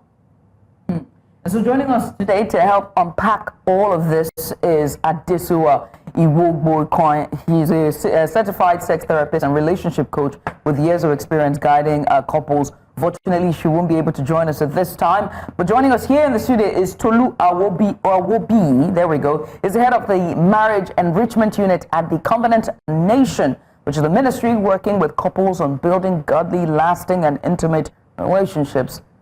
Welcome. Thank you. There's another hat that you wear. I don't know if I should say that on here. Well, I got beef, so I won't say it. Well, welcome. I have to start, right? Sex and marriage, you know, it should be intertwined. Yes. Right? But fortunately, fortunately, it should be intertwined, but unfortunately, the African society shuns from talking about sex in marriage or the health of sex in marriage. On a good day, we don't even like talking about it. It's this younger Gen Zs that they open their mouths, and they'll just be talking anyhow. But now, you know, and then when you're not talking about marriage and sex, that's a no-go area completely. No one wants to talk about their business. So, first of all, why is this adversity when it comes to talking about sex in marriage? So I think that it comes from, you know, our culture. It's a culture that, you know, thrives on silence. You know, even the way we relate with our parents, you know, we're not supposed to speak up. We're not supposed to, you know. Don't look me in the eye when I'm talking. Look me in the eye when I'm talking. Make up your mind, Daddy. It's a very top to bottom type, you know, environment. But of course, you know, with globalism, things are changing. The way we're approaching things. Now, I'd say that it's good and bad, in that, you know, we've been able to, you know, break the ceiling. However, we're breaking the ceiling with our rules. Have we? So you know, we speak of the Gen Zs and how they would just say right about anything. Right? And you see some of them even jump on Instagram and they're teaching about it. I'm like, oh my God! Don't do that. You definitely don't know. Even some of us have spent time in it. We still don't know enough about this stuff. Yeah, I think we should talk about those of us that have spent time in it. Yeah, well, Judith show will off, not understand this. Show off. Well, let's talk about exactly what happens inside of marriages when it comes to sex. People do not know that it's not rosy all the way. For 50 years, even 20 years is a long time. 10 years is a long time for some marriages. 1 year sometimes. 1 year sometimes. That it does. Well, somebody said if you put into a jar a marble each time you have sex before marriage, and take out a marble each time you have sex after marriage, you will not empty that jar in 5 years. That just sounds so wrong. But they are. But she doesn't know yet. She doesn't know. Let's educate you, Judith. Judith, take a backseat and learn. I want to learn. But why is this so? Let's identify that. Is it a problem? Is it natural? can it be fixed? Oh yes. Let me start with the fact that it can be fixed. The real problem is that we do not understand it. Now, maybe because again I come from a, the word would be spiritual environment. Yeah. We would approach it from a spirituality. And don't worry, I don't talk too much Christianese. I like to bring things down to brass tacks. Yeah, I like that. Now, the first thing is to establish what is sex. Why did God create sex? I'm like, God, this makes you look a little funny, yeah? You created this thing that we're all supposed to get undressed and do funny stuff with. And I realized that it's based on His design, right? It's based on His design, and there are 3 levels to it. There's what is called physical sex. Well, then there's a second level that's called soul sex, and then there's spiritual sex. I've gone weird on you, right? Relax, I'm going somewhere. Now, physical sex is what we focus on, and we think that that's the be-all, end-all of what it is, right? And that's where we miss it. We think that, we can do it till, a boss. But what dies when you try to do it only at the physical level is that something inside your soul, doesn't get the satisfaction it's expecting. And then ultimately your spirit doesn't get that satisfaction. Now, first level, and what's the goal of sex? To have an orgasm. Right. Primarily. Let's just be really brass tacks. It's just that 5 minutes excitement. But the real function is to help you hit intimacy. Why did you like that person in the first place? You just found this person really intriguing, and you came close and like this person. That is not 50% of Nigerian men. Well, yes. It starts with a physical attraction. There we go. It starts with a physical attraction. Curiosity about the other. But have you found out that you don't marry the person because you had great sex? You marry the person because there's something about this person that stands this person out from every other person. Not control. It's not. I think that what happens is you find something, and that thing goes beyond the physical. The problem we have is generally we want to keep it at, I like the girl, her bum is big, she's attractive. You will be very surprised. Yeah, I know. So, I mean, trophy wives exist. Correct. And this is where the failing starts. You get in expecting that it's a physical experience when it's actually not a physical experience. I love that you're here. I really do, right? Because we're now on this course, right? Yes, please. I have this theory, this wild theory in my head. Again, it is not proven. It's not scientifically proven. It's just a pseudoscience that I have in my head. And that is that what plagues our marriages and what plagues monotony or monogamous relationship is that ideal that it has now been warped. I don't know if it's our epigenetics, I don't know if it's men, I don't know if it's social media, I don't know if it's this thing to chase, but that notion of I've had a goosey for too long, I want to have ogbono. I love the way you're approaching this. It's true. Yeah. And that is another thing that affects sex in marriages. That thing where I've had it, I've seen it all. And so they refuse to still keep the spark alive in that relationship. And they choose to go outside and they now tell you, as a man, I should not have one wife. As a man, as an African man, the way I am like this, the way that I was created, is not to have more than one. It has to have more than one wife. So I ask, is that really true? Is that our epigenetics, or is it just men being men? So Judith, I'll just be very honest with you. Be honest. As a young kid, I kept asking, God, I know you like this idea of one man, one wife, but how does that work? How logical is it? Right? And I want to be careful, but, he says, I will show you, right? Now, what do I mean by that? You see, the truth is, at a physical level, not possible. It simply is not possible, right? If we continue to treat sex as an engagement between a man and a woman, just people jumping on each other and, what they sell, right? We're going to end up in a place where you can't, it's like a job, right? You get this job, 3 months later, what happens? It starts to...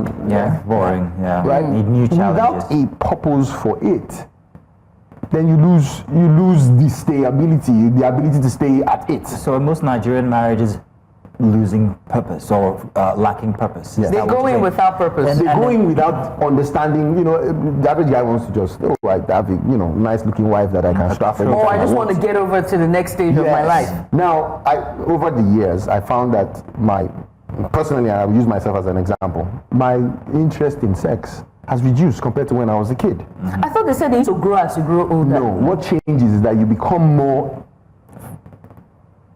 intelligent about it.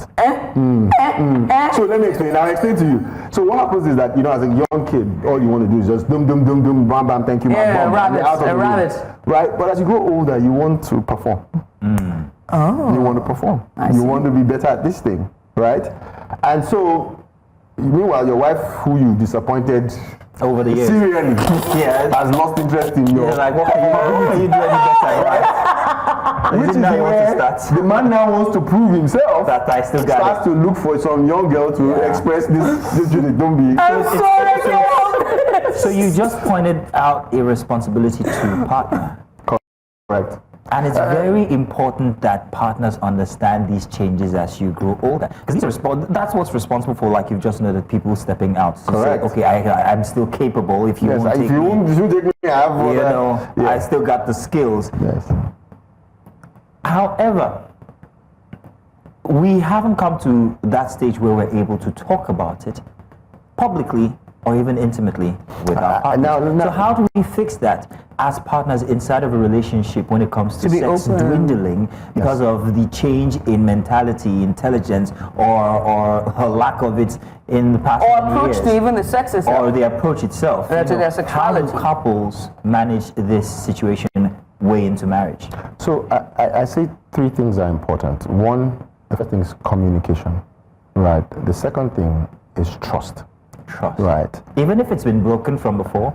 And can I tell you that is the beginning of it. And I hope I don't make people uncomfortable, but I start to get into this. You see, I love it. I say to people, right, and if you would allow me. Please. There was an original design. And we broke the original design and we're wondering why it doesn't work. Right? I give an example. Your kidney is made to take blood and water from your body, purify it, and excrete, what's not good for you. Your lungs, same thing. Take in and purify. Your reproductive organ has its function. First is reproduction, recreation, right? And then help you get into intimacy. Now, intimacy this is the ideal, where two people understand each other to the point where I know he needs it now, I'm going to go and have sex with him, right? I know why he needs it. I know what he's going through in the office, and so therefore I make myself available. I know when he needs it, I know when he does not. That is intimacy. When he says, babe, I'm tired. It doesn't mean he doesn't desire you. Yeah. Or that he's had sex with somebody else outside. Or she says, I'm not sure how I feel, right? Now, you can't get to that level of intimacy if you have not gotten to the point of trust. And if you've not gotten to trust, then it means that there was a problem with your communication. At the beginning, I toasted the girl, I'm trying to impress her. I didn't tell her who I really am. I'm afraid to show her who I really am. I tell people, what is the scripture that goes, to be naked and not ashamed? It's pointing to something very important. It's not just nakedness. Very primal. Yes. It's pointing to being open. Absolutely vulnerable. Yes. Which, for example, Judith, am I allowed to put you on the spot? Yes, put me on the spot. I love it. If I asked you that when you get married, you can tell your husband everybody you had sex with, would you do this at the first conversation, your first married conversation? This is very uncomfortable. Very bold of you to think I have so many actions going on. So here's the thing. Very bold of you. So when I counsel people, that's what you heard.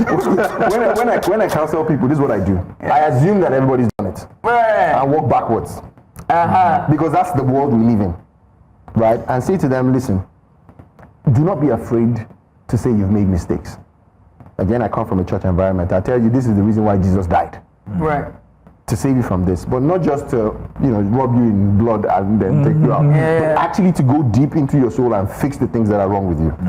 So that conversation that I'm asking if you would have is supposed to be a healing conversation, not a judgmental one.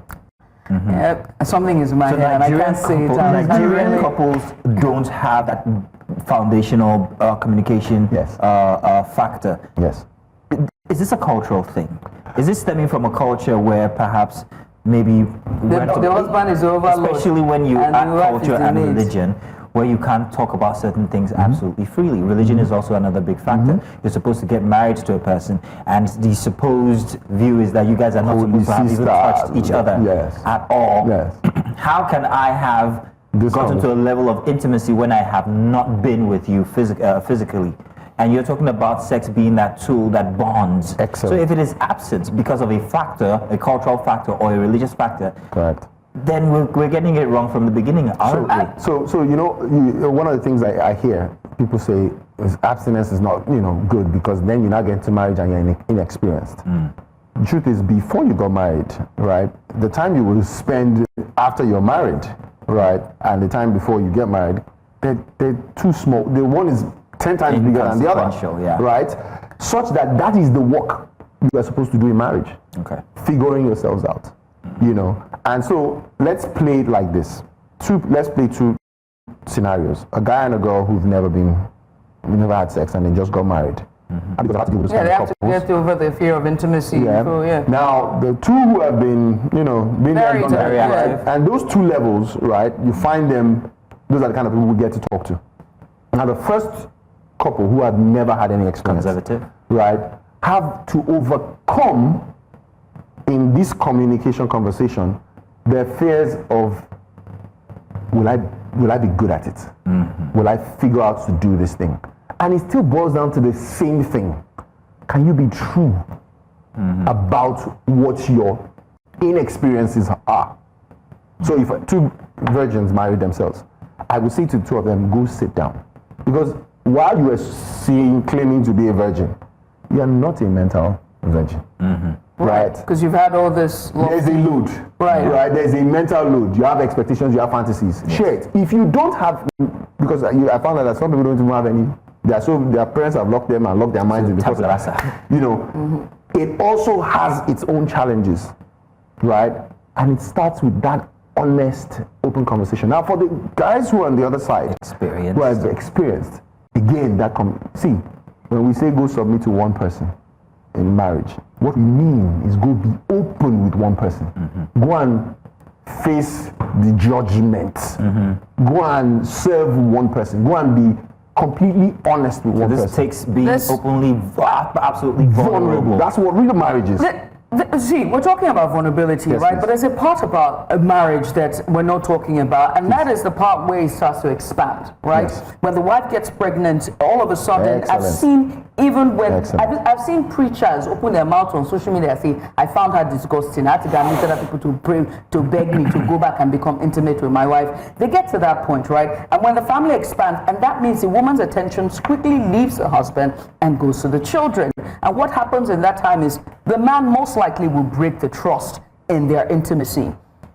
And then when you ask her, she relents, she doesn't want to go have sex. Hang on, guys, I understand, hang on. So what happens then, right? Because when you ask the man will say, oh, this woman did not give me intimacy. When you ask the woman say, it's his fault. How do you solve that rift there? So go back to communication again. Now, hold on, I'm going somewhere. No, hold on, let me explain.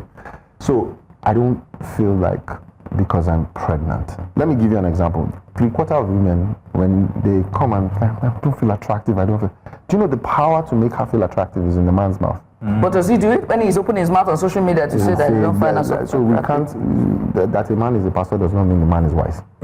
I'm sorry. I did not say it. I'm sorry. Let's take a break. I'm being told that we have our other guests who will be joining us after the break. Excellent. But it's been a very interesting conversation regarding the dwindling rate of sex inside of marriages in Nigeria here. There are many questions that I have for our guests at this time. But let's take a short break. When we come back, we'll be inviting our second guest and continuing the conversation. Stay tuned.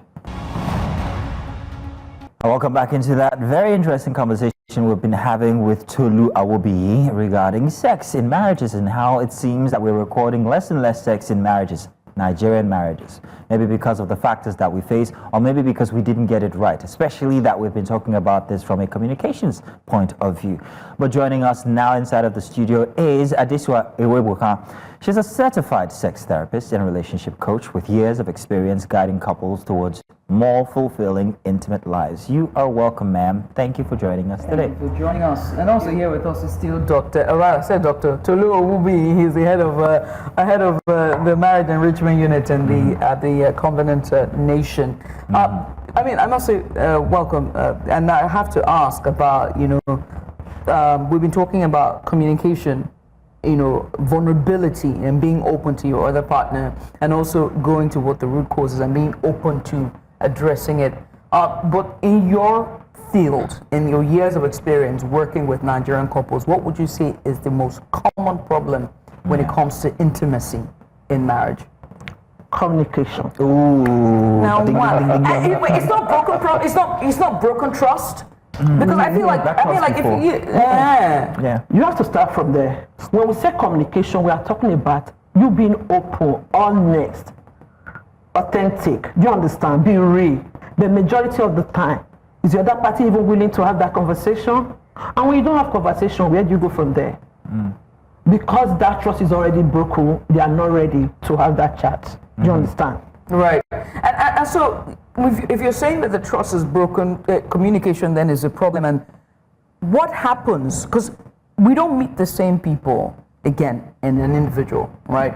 I believe that as years pass, people metamorphose and they change, right? So what if their inclination or their sexuality have metamorphosed as they have metamorphosed in that relationship? How do you approach that? What is normally recommended for that person, definitely it's not the two of them that move at the same time. Do you understand? One person is ahead. All you need to just do is to show empathy, understanding, be patient, carry the other person along. But it's such a time that person becomes what you are on the same page. Do you understand? Because what you are saying right now is something that has to do with mismatched libido, mismatched desire. It's okay. It's allowed to happen. But what you do when that happens is what really matter, is what counts. Let me add something.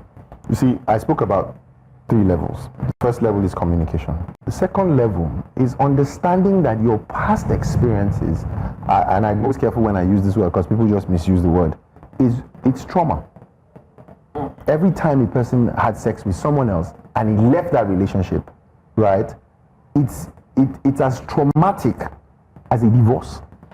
Let me explain it. You see, when God intended for you to get married, we think that marriage is that thing where we go to dance and, that's not the marriage. In the Jewish culture, for example, to get married is we all celebrate, then all of us will stand outside, the husband and wife will go in, they will come out, the red bed sheet, yay, actually married now. If there's no red bed sheet, it means she's married to someone else. So that was the big deal. But now, it's no longer a big deal, yeah? So every time you got into a relationship, had sex with a guy, and then you guys decided we're not doing it anymore, you created a traumatic mark. Sex is 3 levels. There's the first level, which is physical. There's a soulish level. Now, what you did is you harmed your soul. Now, what are the elements of your soul? Your will, your emotions, and your there's the third one. Your will, emotions, and we'll get back to it when you remember. Yes. Now, the point is, it's those parts that you feel that pain. That thing you feel like this guy, and he walked away with it. You lose something. Now you're caught. By the time you get married to this person, you're carrying, some people carry several cuts. Yeah. You're carrying trauma that you bring into your marriage. So you're trying to say that I did not say anything to you. But I have a question for Adesuwa, and it's a question that I had asked you in part from before regarding the role that culture and religion plays in intimacy in marriage, and especially when these are mismatched from the very beginning, because culture mandates or culture pushes most people to make decisions. My father wants an Igbo, I should marry, and then you're forced to actually find that kind of templates that your parents want for you, or religion forces people, like I said from before, no sex before marriage, and then you have to start getting used to a person after marriage. So culture, religion, how does it harm or help sex inside of marriage? Let's go there, especially in the Africa state, in Nigeria culture. Yeah. Our culture traditional value, conservative value, even the religious. Correct. God is the one that instituted what? Marriage. Yeah. So if God created that institution, that means God is the vice chancellor. So the pastor or the bishop, they are supposed to be the what? The dean or the lecturer. You get? Yeah. So, and when we look at it again, I also want to come from the spiritual angle a little bit.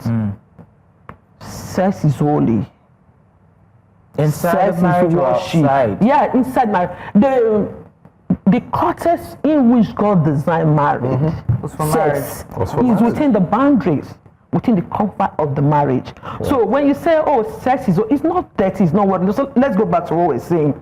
So tradition, conservative values, culture has made us to understand that it's a no-no. We can't talk about these things. And then this gender role, maybe it's okay for a man to even talk about it, but the woman is not allowed. You understand? And we're having high rates of divorces, infidelity, because we are not being open. We are not having honest conversation. But Mr. Adesuwa, do you think that this high rate of divorce we're seeing is because of lack of intimacy in our marriages, or because of promiscuity, or or philandering with the men? No, it's a whole lot of things. That she said to men, by the way. I just wanted to point that out. Even right now, the how will I put it? The whatever out there, women even cheat more than men. I know that's right. No. That's my. Sorry. Thank you, Adesuwa, for actually pointing that out. So which brings us to the gender, right? Sorry, Ms. Inu. Go ahead. Which brings us to the gender, right? In your opinion, right? Do women, are they vocal about the issues with intimacy in their marriage? I want us to be clear on this, right? Because oftentimes the women are often villainized. They'll be like, oh, she's not giving it to me, she's always with the children, she doesn't listen to me. And the women will say, well, he's never at home. He comes back home late, he smells different from how he left. You know, so have you been married, Judith? Do you know how many girlfriends I have that are married? You know what I mean? Play your married friends. Ooh, my ears are full. Let's go, girl. I'm like, he did it again, didn't he? Like, girl, you know, it's always something. So the question now is, are women vocal enough, or are the men not listening? Should the men be listening? Because I know that sometimes women, we don't talk, we just really, okay. What is it? Nothing, no, nothing is a problem. You know, but there is something. A man that will cheat will cheat. It has to be a disciplined man. You don't, even if you're a pastor, you are an alpha or whatever. Even if you fear God, if you want, except you are disciplined. So let's go back to the other. Women will pretend a lot. Yes. Even when dating and everything. What stop you for taking charge? Speak out, set boundaries, set goals, and that's what people don't know. Set goals for intimacy. Do you understand? Have strategies that you want to use to navigate whatever you meet in the process of this marriage thing. Most time women don't talk, they're just laid back. The man is not a married that doesn't know what is in your mind. If you don't tell him, this is how I want to be touched, this is how I want you to make me feel, and if you are not talking and you're not giving the guy what he wants, though is not an excuse. It's not an excuse. Women, we can do better. Why just lie down there as if maybe you are a log of food when you're supposed to do what you have to do? We are sexual people, do you understand? Nobody was born with all this sex thing. You come, it's just like an imbue something. But thank God for modern world. You can actually Google this thing. There are some good books on intimacy relationship. If you're not sabi, you look for another way. Oh, that's right. I like you, man. That's right. I've got another very critical question for both of you as experts when it comes to sex inside of marriage. Madam Adesuwa, are you good at sex? Strong question. Oh, Cheryl. Strong question, yes, but I know what you want, I won't go there. Yeah. How will I put it? I don't recommend what I've not tried. Do you understand? I can't start talking about good sex when I'm not having one. I'm not a pretender. I say the way it is. Do you understand? So your advice to couples is based on what exactly, if not practice? Wait, please rephrase. Your advice to couples when it comes to being a sex coach is based on what, if not practice? If you're not having sex, then how do you know the best kind of sex to advise couples to have? Oh my God! The truth is that in marriage, one person will know more than the other person. I don't know that I'm allowed to speak pidgin of that value. Go ahead. One person go sabi pass the other person. So you wait sabi, but most time now we may even they sabi pass. But because they don't want to be seen in a particular way, prostitute, ashawo, like I tell my clients, it's only your husband that can call you a prostitute or ashawo. Twerk for him, do whatever you want to do. Dance, whatever you want to understand. As long as it's your husband. It's your husband. So I wish couples, especially women, ladies, can begin to make a fulfilling, satisfactory sex as a priority. Because it speaks volume for the kind of intimacy and love that they share. Tolu, I see you. You want to add something? Let me modify the question I have for you. Now, I just asked Madam Adesuwa if she's good at sex. Same applies to you. You're going to answer that first. But then again, let's also take note that I'm getting your responses from a conservative point of view. Why? Your reference to spirituality, especially God and Christianity. Why? However, there are certain practices inside of marriages that are viewed in the context of religion as, oh no, this is a no-go area. But for these individuals, it might be what actually drives their libido. Let's talk about, and my producers are going to raise an eyebrow when I say the word polyamorous relationships, for instance. And the fact that some people are driven by this kind of need. So how does that work into a conservative context? Okay, fantastic. Let's take it from the top. The first thing is, what is intimacy? The first thing is, are you good at sex? Okay, let me answer that question. It's always the only way I know is from my wife's responses. Okay. Right? Now I tell people, you see, we put a lot of pressure on this concept of, are you good in bed? Right? I'm going to have sex for 70 years. Of course I'm going to have off days. Many of them. Right? The real thing, I go back to intimacy, is that when I'm having an off day, I want my wife to tell me, that's not good enough. You don't try to. Then I go back and go and reset myself and come back. So really, who's measuring? She's the one who must be satisfied. If I was doing it with 3, 12, 30, 35, then I have a rate of, oh, I'm good here, I'm not good here. This one is the one that makes me happy. I only have one point to measure myself by, right? And as long as she's happy, I'm good.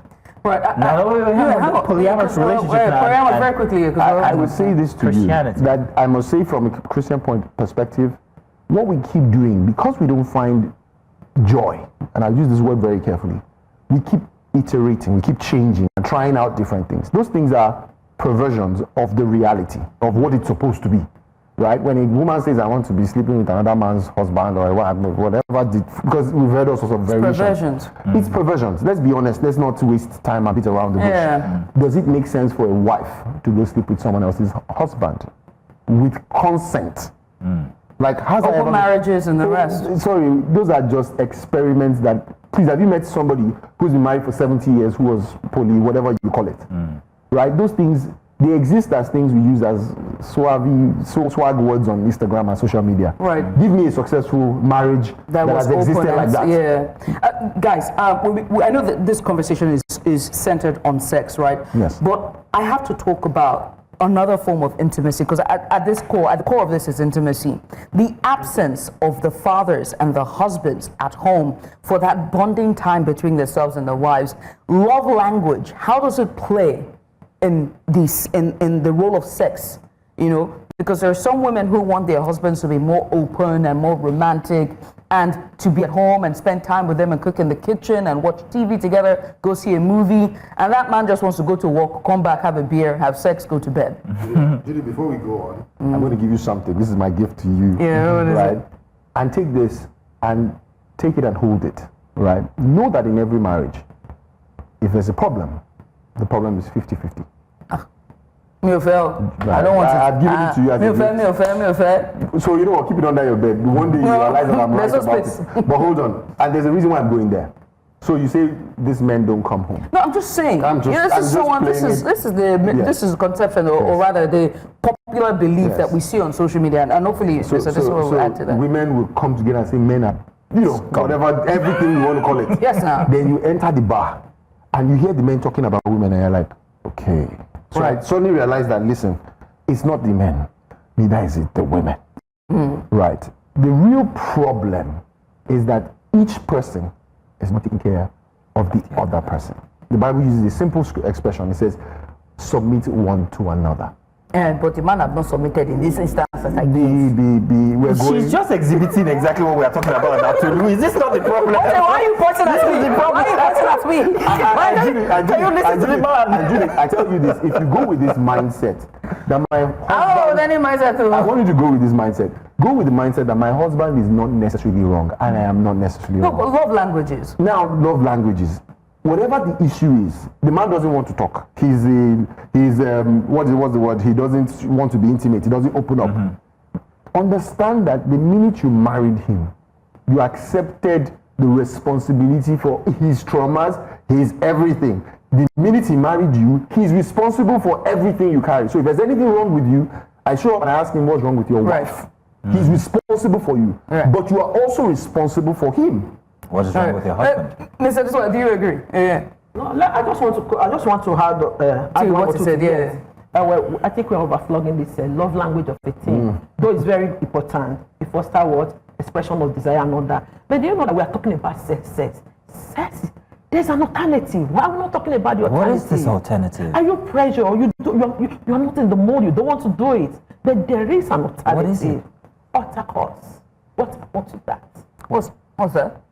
Intercourse, outercourse, anything outside ours, which is dates. How does that work? Which is what? Hugging, cuddling, smooshing, kissing. So I'm talking about game for a woman right there. So that is the truth of the matter. So no matter how a man is tired or whatever, then we have. I know we are on air, so I'm not going to be. Okay. So do you understand? But there are actually styles that when you are lazy, you can just indulge in it. Where does pleasuring your own self come inside of a marriage? We're on radio. You change jobs. Where does pleasuring your self-pleasure come in? Is this wrong for either party? Is this a crime against the other party? Yes, when one person is selfish. And most time men are guilty of this. Boom! They just come and they just forget about the other woman. Boom! For the fact that one person have arrived, does not mean that the whole thing have ended. Boom! It just started. We're on the same journey. Dog or whatever is not the cocoa. You can actually enjoy yourself. Feel good with what you are doing. Now, my question was specifically to issues like masturbation. Masturbation? Yes, because this does not involve the yes, other party. I don't know. It's okay. Masturbation, the only way I can talk about that is when we are looking at it from the angle of mutual masturbation. Oh, okay. Not one person doing it.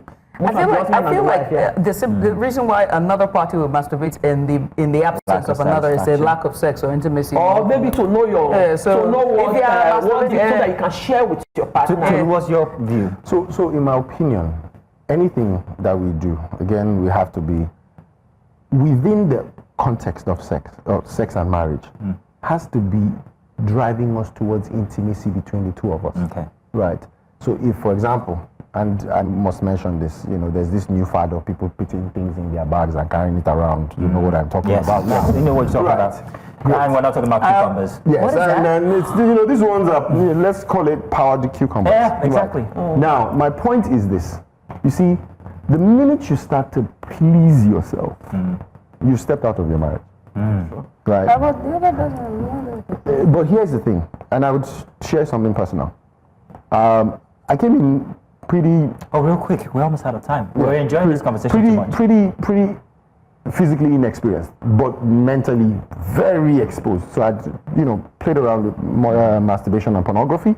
And in doing that, I came in with a lot of expectations that I had not shared with my wife. Right? And she doesn't know, what am I doing? And where's all this coming from? I had to unlearn those things to become a good husband. So unlearning. Is this the present-day Nigerian men that want to unlearn? Listen, this one, our directors and producers have left the PCR because they feel that we're enjoying this too much. They're like, they want us to leave. So unfortunately, we have to end the conversation here. But it has been rather exciting. Revealing. Climaxed with a very interesting view of what sex should be like inside of marriage. You guys are shouting it out. It's too much. Thank you very much. Very revealing, also very instructive, but most importantly, very educating, and that's what we hope to seek to achieve with this. Many thanks to you, Mr. Adesuwa, and also to you, Thank Mr. you very Tolu. much. Here's where we draw the curtains for this discussion. We want to say thank you for tuning in to us from 8 a.m. down to this very hour. But please, join us tomorrow at 8:30, or rather 8 o'clock. I don't know what that means to do. Hey, God. My brain's frozen. My name is Judith Atibi. He's Mazino Appeal. We'll see you tomorrow. Bye for now. 30 minutes.